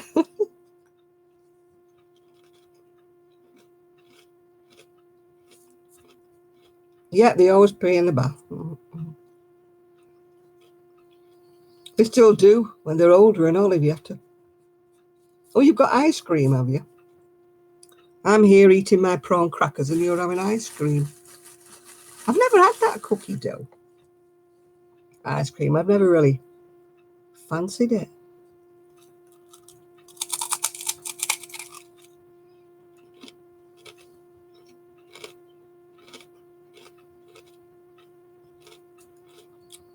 I'm always in a lazy eating. That's why I'm. Oh, my son was always outside with nothing on. It's the way I trained him, to potty training.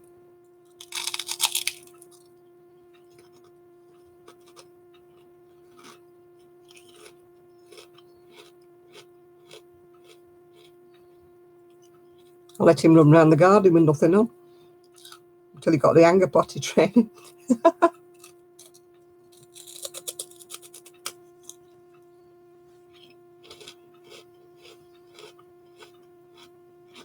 It was summer, I hasten to add, and it was nice weather. I didn't send him out in the snow or anything.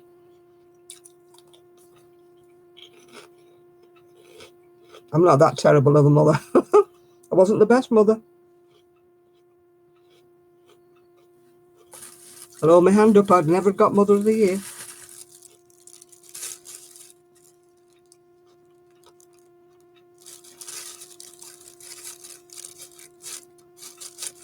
No,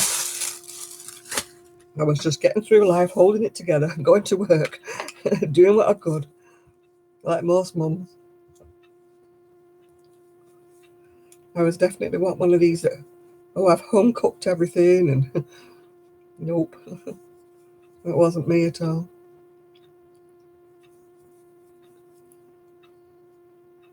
I would have never got Mother of the Year.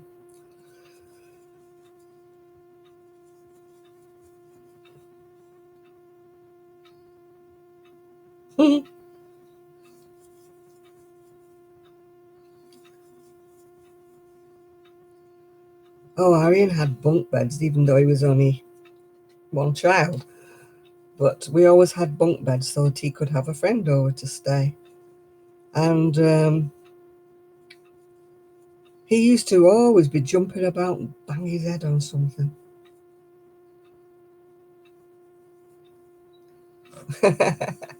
Yeah, frozen nappies.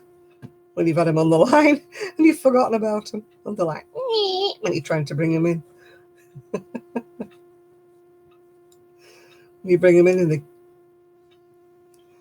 What was my grandma like? Which one? My mum's mum was always a bit sort of ill when I knew her because she'd had 16 children and the last one, she was in her late 40s with her last one. So she was never really in the best of health, although she lived till she was 90 something. She was a very sweet old lady with white hair, typical grandma, you know, a little bun at the back of her head.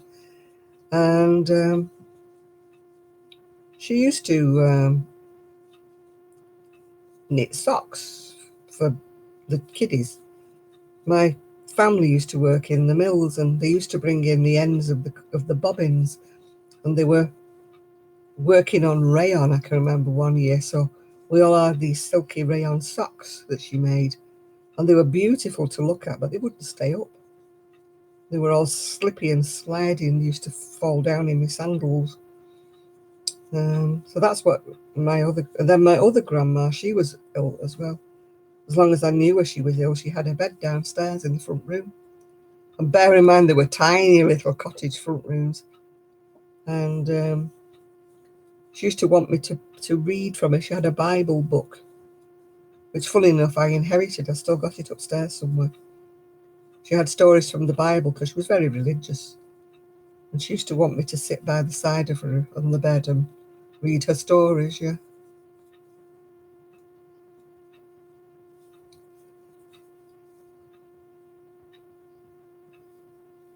Oh, God. Yeah, the disposable diapers were not very good back in the day. The ones they had for my son, 1969, they were terrible. They were just like bits of paper. He used to wet them so much they used to just drop off him. They were sodden.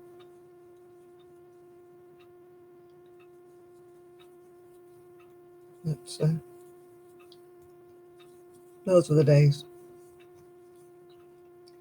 Yeah, I was very much learning. If I'd have had another child, I bet I would have been a lot better at it with a bit more practice. But I didn't have this anymore. I never got my second baby.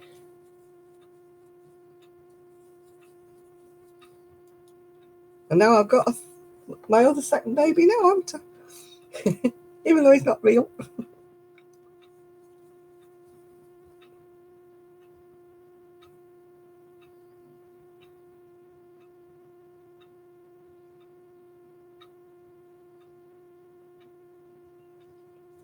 Yeah. When you think about it, it must be so sore when a little baby gets well, we call it a nappy rash, diaper rash. It must be so bad for them. Because they can't tell you, can they, why they're stinging in the sore?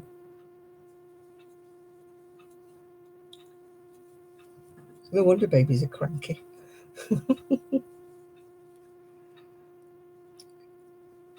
If my son was the slightest bit damp, he got changed. The only time he was sopping wet through was in the morning when he woke up.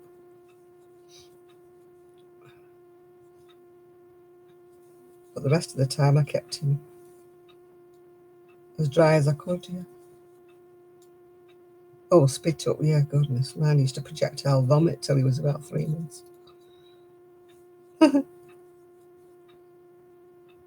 When they projectile vomit, they always get you, have you noticed? They always get your clothes or your hair. Yeah. Babies are such sweet things. We wonder why people go, oh, aren't they lovely? Aren't they sweet? And I often think if people who are contemplating having babies borrowed one, whether they'd still have one after afterwards.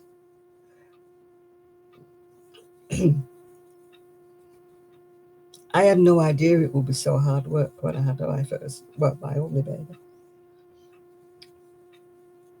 I thought it would be like a little dolly that you fed it, changed it, put it back in its pram, and it went to sleep, you know.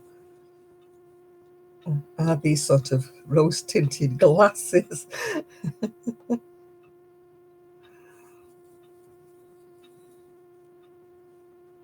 Yep. I don't know that feeling, but my friend did. She said her baby was born with teeth. It wasn't actually, we just had hard gums.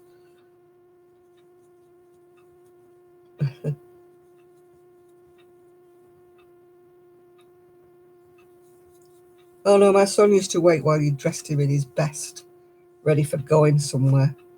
And then I would put him in his pram and lay him down, all lovely. And then he would go brrrp all over himself, the pram quilt, the lot. So you'd have to start washing the pram out because, of course, it would smell of milk if you didn't. Take all his bedding off, change him, put him in a fresh outfit on, and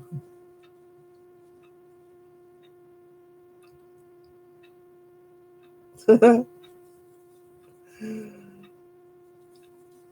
When my son he was an absolute joy of a baby, except he wouldn't sleep. He he just didn't sleep, and that was the top and bottom of it. He never needed any sleep. And it's, he'd smile at you so sweetly in the middle of the night, And you're sort of feeling your way around thinking, oh, please, God, let him sleep for just an hour, you know.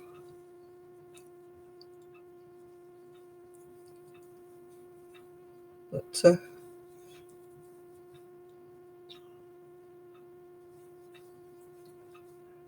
yeah, some babies are. My son, absolutely, when he was little, he was a joy, apart from sleeping. If he'd have slept, he would have been a perfect baby. But no. Day, night, no. Didn't sleep at all. I could have done with a night nurse, so I could have got some sleep. Yeah, from being a newborn baby, they used to say to me at the clinic, he should be sleeping. And he's like sitting there going like that. What's going on? What's going on?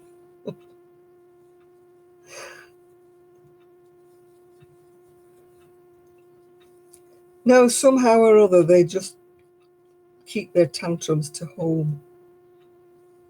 I used to always get complimented on my son's wonderful manners, and yet he was a little demon when he was at home.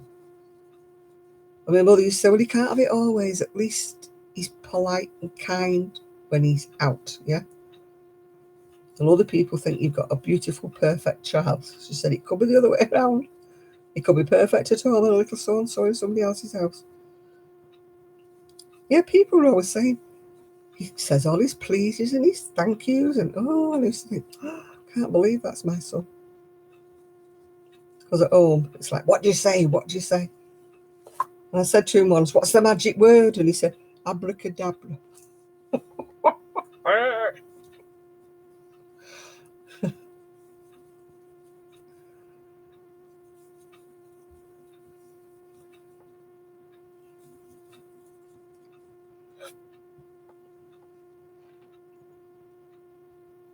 I can hear 2 dogs snoring. One's in here with me, the other one must be in the front room sleeping.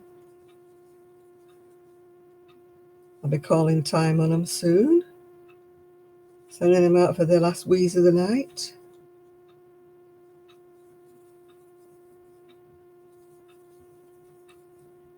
I'm hoping that I can sleep with this jabby foot.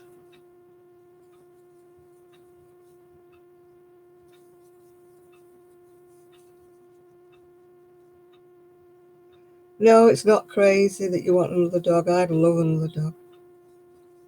But I can't have one because I can't walk one, and it's just cruel for me to have one. I'm just being selfish. just getting a dog for myself, not for the dog, if you know what I mean.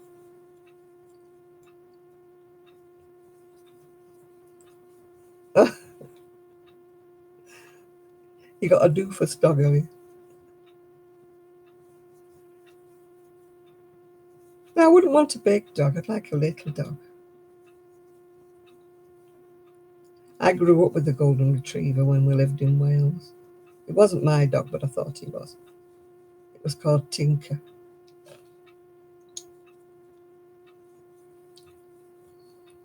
Yeah, I miss my dog. It's 3 years now since I lost him, since I lost Buster. But luckily he was old and slow when I couldn't walk him anymore. So I used to have a dog walker that came twice a week and walked him.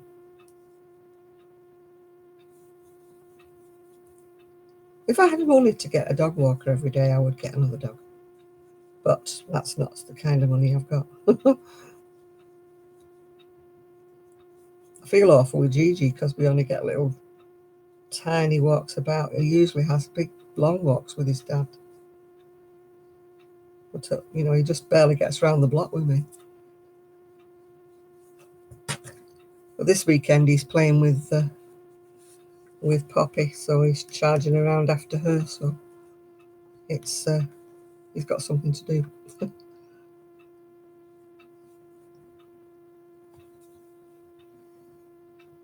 Now, doesn't that look odd? Can you see it? It's one. Well, you can't see it. Yeah, one piece of light there. One piece of light purple, and it goes to dark purple. It looks like I've run out. I'm hoping it'll change colour soon, then it'll look as though it's more meant to be. Yeah, I'm surprised I'm still here. I'm going to be going to bed in a moment because it's 20 to 1. So by the time I've let the boys and the girls out for their wees, made sure they've got water, take my pills because I've not taken them again. I'm supposed to take them in the morning and I only remember to take them. What am I working on? It's a sweater. Or it's going to be a sweater when it's done. I can't show you the pattern because it's got about 40 odd pages and it's on Etsy. Somebody going, boom. You forgot your iron pill. I've got mine somewhere.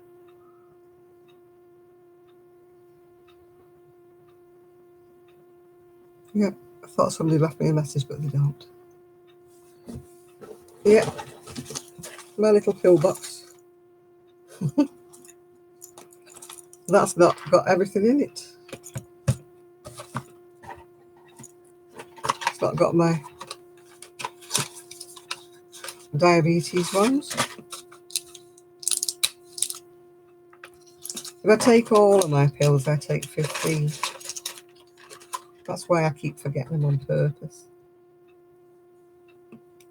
Oh, I'm allergic to bees. This is why my foot is stinging so much. If it had been on my hand or anywhere in the upper part of my body, I'd have had to go to the hospital to get one of those anti-whatnot injections, antihistamine. If it had been anywhere else. But luckily with it being on my foot, it's not travelled up. I don't think so anyway. I hope not. Yeah, last time I got stung by a bee, I finished up in hospital. But it was on my arm, and the arm came up. It was a really good reaction.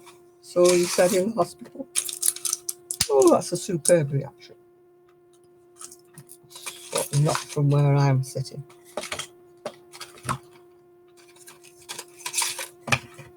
So I had to have an injection in my bottom. An antihistamine jab. I'm sure they didn't need to find a big needle.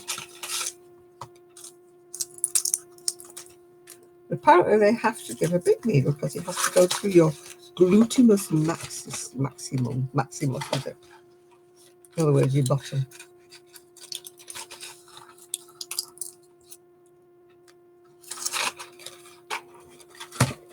Right, I'm not having any vitamins. I don't want to start bouncing at this hour of the night. Your internet's shoddy tonight, is it? I'm sorry, Michelle. You're off, Craft Angel. Yeah, I'm going to bed in a moment now. Just lining up all my pills in a row. Like you do, yeah. When you're such a healthy little young whippersnapper like me.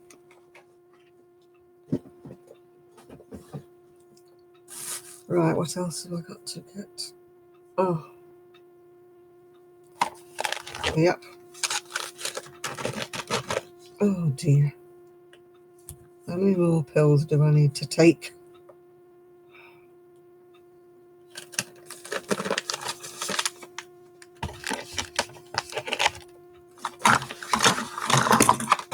Take my iron pills.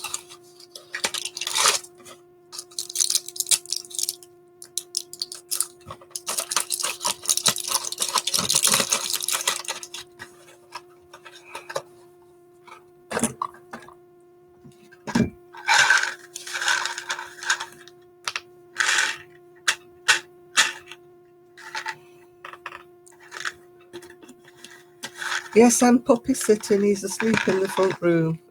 I'm puppy sitting 2 dogs. My son's dog, who's here till tomorrow, and Gigi, who's here for another week and a half. So I've got company. Anyway, people, thank you all for your company. It's been a lovely night again. So I'm going to go to bed now. And yeah, I've got Sunday, I've got tomorrow, but I've got both the dogs. So don't know what I'll be up to, apart from I can't sleep in because, the pups need to go outside. So I will say good night to you all. Thank you all for your company. And do you know, Randy, I've got beautiful restful sleep this week because I've got Gigi. I don't know why. When he's at the side of me in my bed, I can just go to sleep and sleep for ages. Yeah. So I've been having good night sleeps. Yeah. So good night, everybody. And if you're around next week, I'll catch you all next week. So good night, everybody.